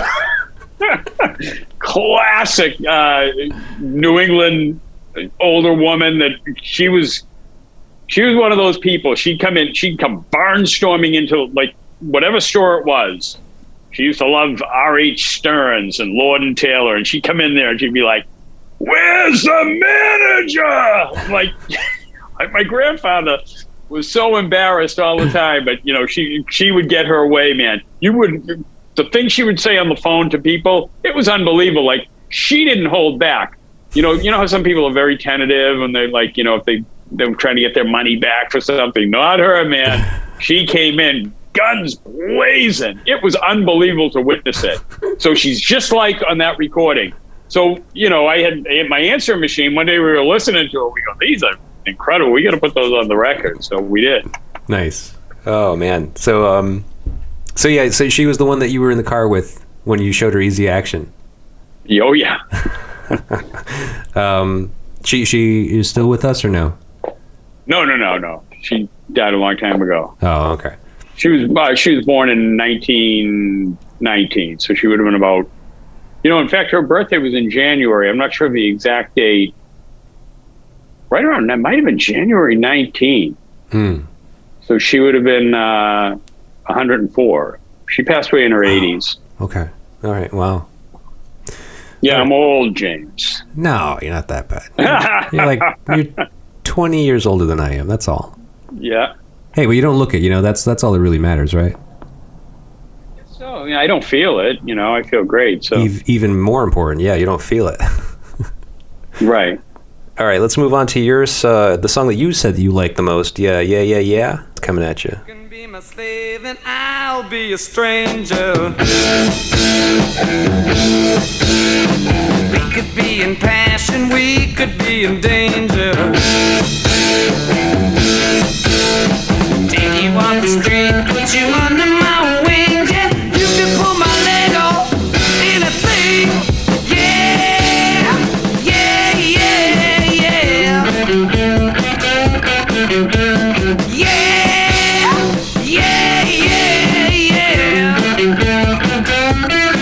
Oh, yeah. You could be the devil, you could be the savior.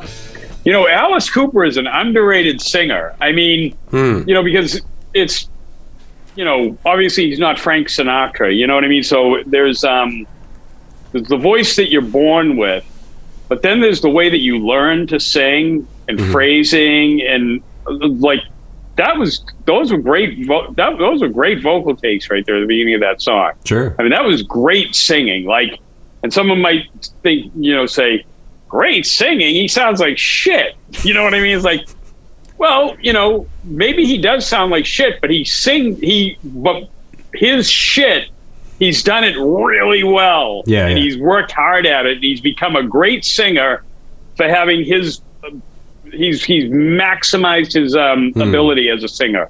Yeah. Same thing with Bob Dylan. Bob Dylan's a great singer, and people think he sucks.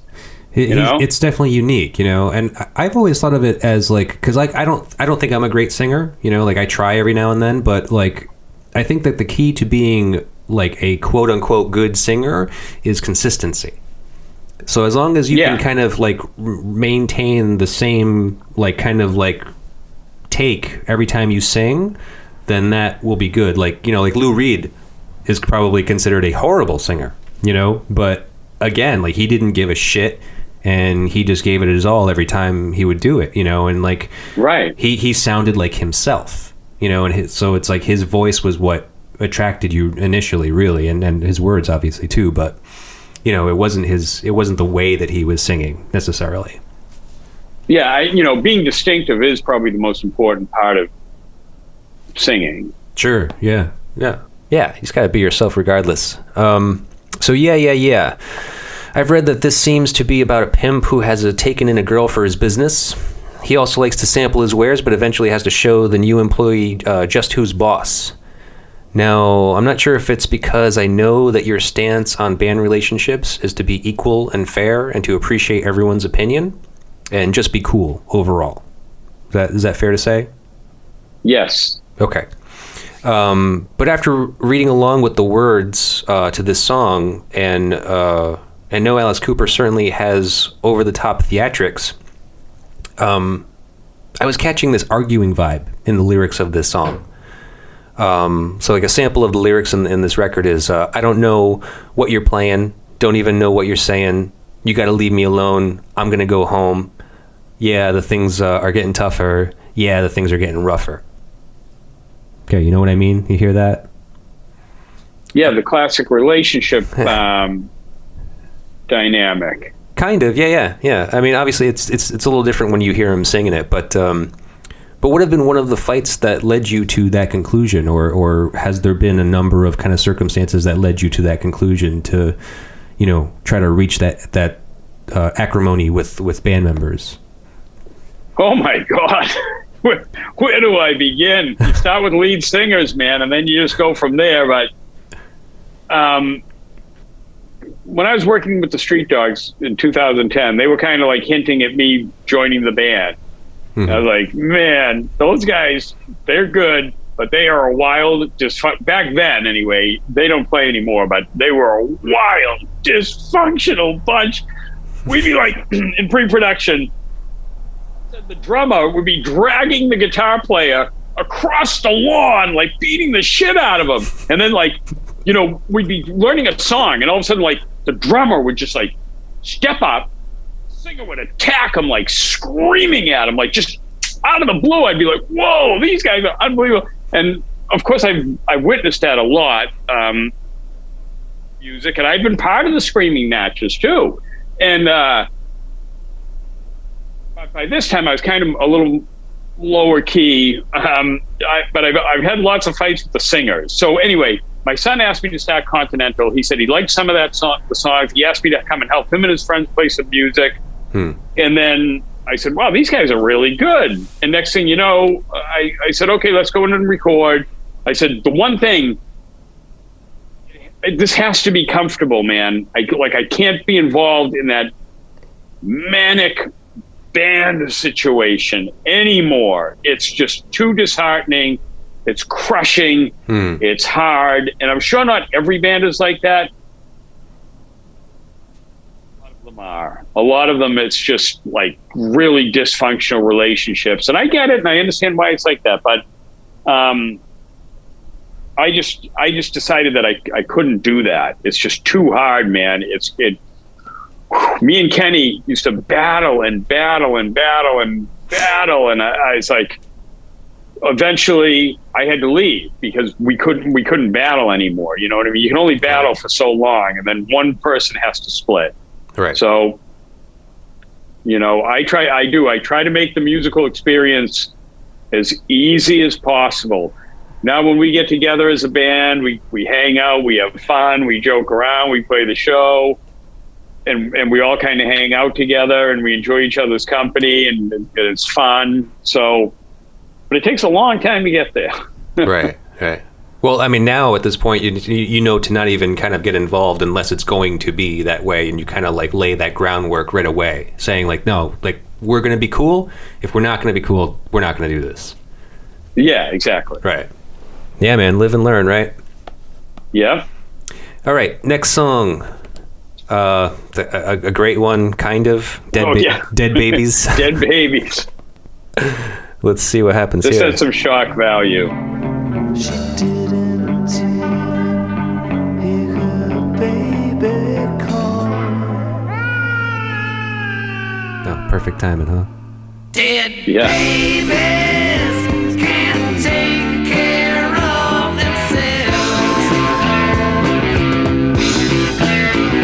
Dead babies can't take things off the shelf. Mm-hmm. Well, okay, so here's a quote from Michael Bruce. I remember we started getting grief over the song Dead Babies. We would tell people the name of the song and they'd go, Dead Babies. So we'd say, oh, it's really about child abuse and neglectful parents. So just to keep that in mind, it's actually a song about child abusing neglectful parents. Oh, yeah. So now I have to say this, that there's nothing funny, nor could I possibly ask you about dead babies. Also, there's no way I would imply that you have been a neglectful father. But I want to ask about Steven, your son, and bandmate, right? Okay. Okay. I think he's around my age. How old is Steven? He's a little younger. He's 31. Oh, okay. All right. So did he always see you as a cool rock and roll dad, or did he feel like most of us that, like, you know, dad's lame? No, I think he kind of idolized me. Yeah. Until we started playing together. There you go. And then, you know, he just saw all my weakness, my vulnerability, and who I really am. And, you know, we worked together on jobs. It's kind of come full circle. And now I think it bothered him for a long time, like seeing that I wasn't quite the man that he had built up in his mind, that I was a regular person, that I was fucked up too, like a lot of people. And now through trial and tribulation, you know, he calls me out on my shit all the time. And, you know, he's in St. Thomas right now with his wife on like a month-long vacation. And I'm running his jobs. Like Steven got into the painting thing. He followed in my footsteps in so many ways, including marrying his wife from the Czech Republic, who we met over there on tour. But he's like smarter than I am, incredibly personable, and he's kind of up the ante. He's like, he has these painting contracts right now for like the top designers in Boston. We work in like $7-10 million homes, like these incredible places, and he's making tons of money. Like, he makes really good money, and he's really good at what he does. He's far exceeded what I've ever done in painting. And but it's kind of cool. Like, in fact, it's really cool. And you know, and he trusts me. It's like he always wants me to work for him, and he pays me really, really well. And it's kind of like interesting how our relationship came full circle like that. And it's something that I really appreciate in life now, knowing that, okay, he saw all of me. You know what I mean? There's no guesswork. He knows exactly who I am, and he still accepts me, and we have a pretty good relationship. I'm not saying it's the greatest father-son relationship in the history of the planet, but it's pretty good. Yeah. It's not bad. Oh, good. And I'm happy about that. Does he have kids now or no? No, they're not going to have kids. Oh, good for them. They've made a conscious decision. Good for them is right. Good for them, because it keeps me out of the grandfather label. I love it. Oh, well, even still, I mean, I'm just very vocal about the not having kids thing. I mean, I have children. I've already you know, foiled that for myself. But like when I see young people, I'm just like, don't do it, man. Just don't. You'll have more fun. You'll just be so much cooler. Just take care of yourself. Yeah, like him and his wife Yaroslava, they're in St. Thomas. They were just over in the Czech Republic at Christmas, and yeah, it's a smart plan. You know, nothing against kids, but a lot of kids out there, man. Yeah, that we need. No, I don't know that we need to be breeding quite so much. You know what I mean? I have 3 sons, guilty as charged, but I didn't know any better at the time. Right. You know, I probably would have had less. Well, no, they were all kind of accidents, but so maybe not.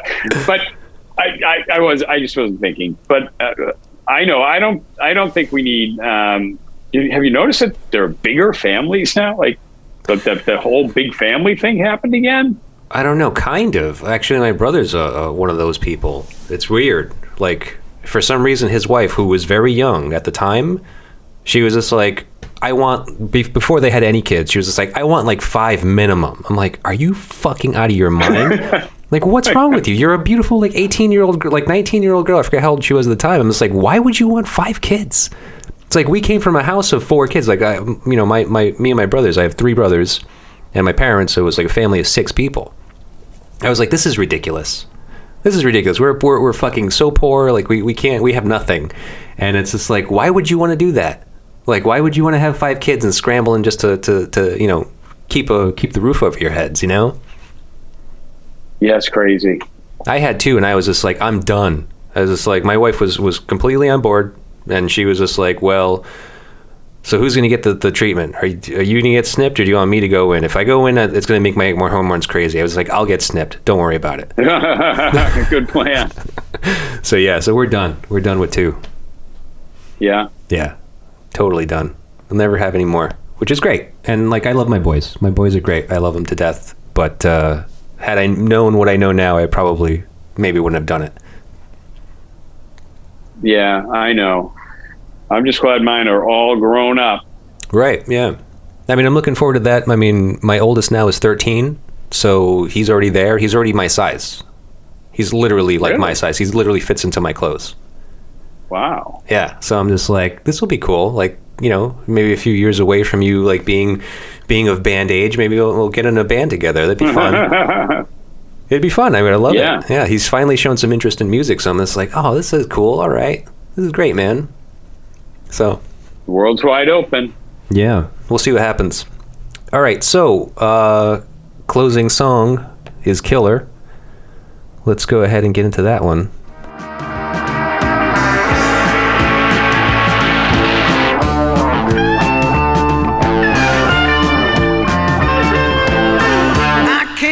To this life, looked all around. I saw just what I liked and took what I found. Nothing came easy, nothing came free, nothing came at all until they came after me.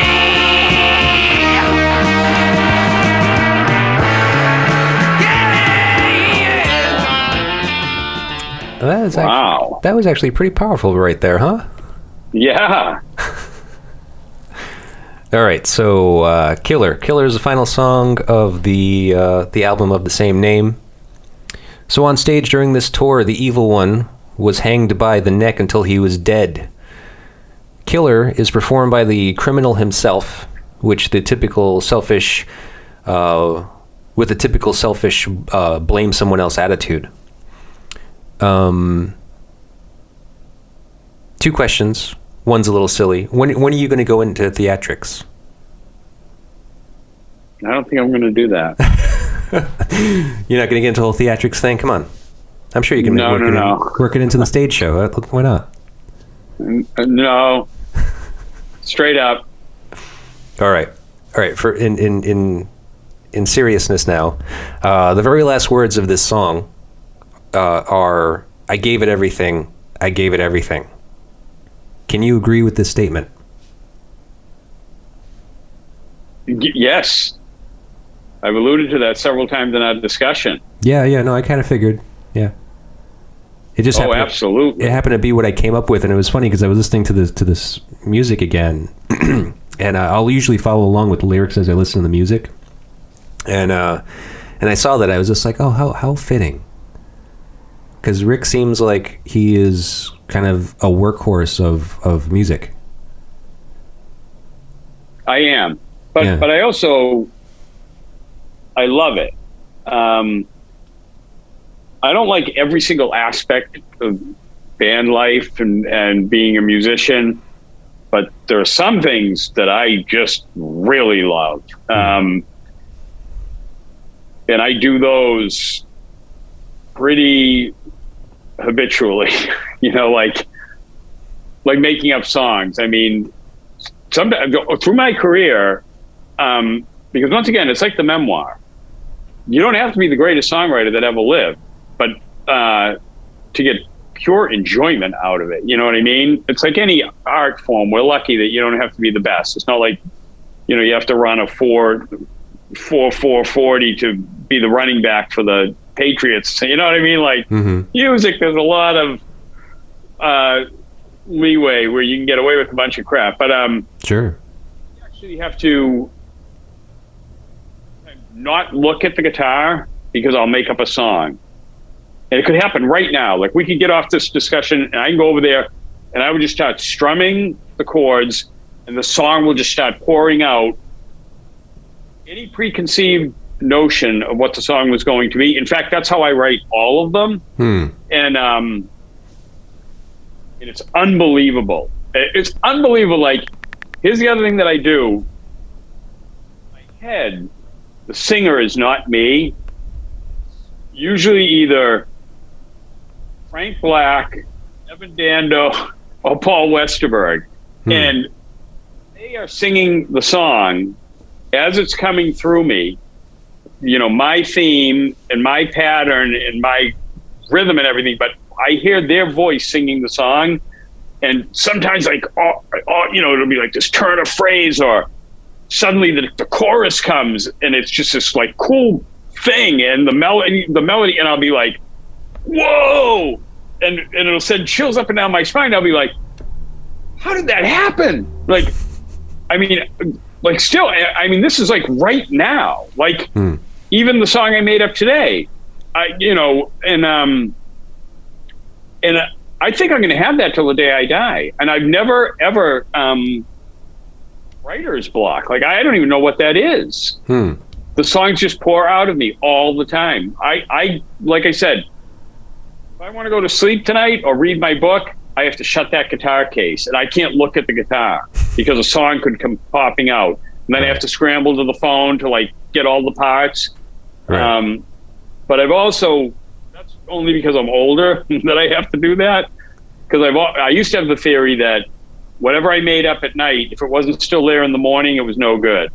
I probably lost a lot of songs, Sure. But, well, how many songs do you think you've written in your career so far? Thousands. Wow. But how many? And so how many? How many have you recorded? A lot of them have been recorded. A lot. I'd say 300, maybe 200 to 300, maybe 300 songs have been recorded, like professionally recorded. Yeah. Wow. Crazy. When I left the Dropkick Murphys, I got together with my local musician friends and we recorded about 8 or 9 full-length records that are all just like in studios, just sitting there. One came out. The rest of them are all just on just reels. a bunch of unreleased stuff. Where they are. Yeah, just tons of it. Wow. Crazy. Well, Rick, I mean, I got one thing to ask you, but before I ask you that, I wanted to just kind of say thanks for doing this. I really appreciate you taking the time and talking with me. It's been very awesome. Well, thank you for having me, man. Not a problem, yeah. And I hope you enjoy that record. I hope you listen to it more and more. Refamiliarize yourself with it. I have a nice little setup. Good. So, first of all, what's going on with the band right now, Continental? We just went down to our drummer's place in Nashville and recorded a bunch of songs, and we're going to be putting it out on a local label, Rumbar Records, Lou's label. I don't know if you know Lou. Lou, no. Malibu Lou. No.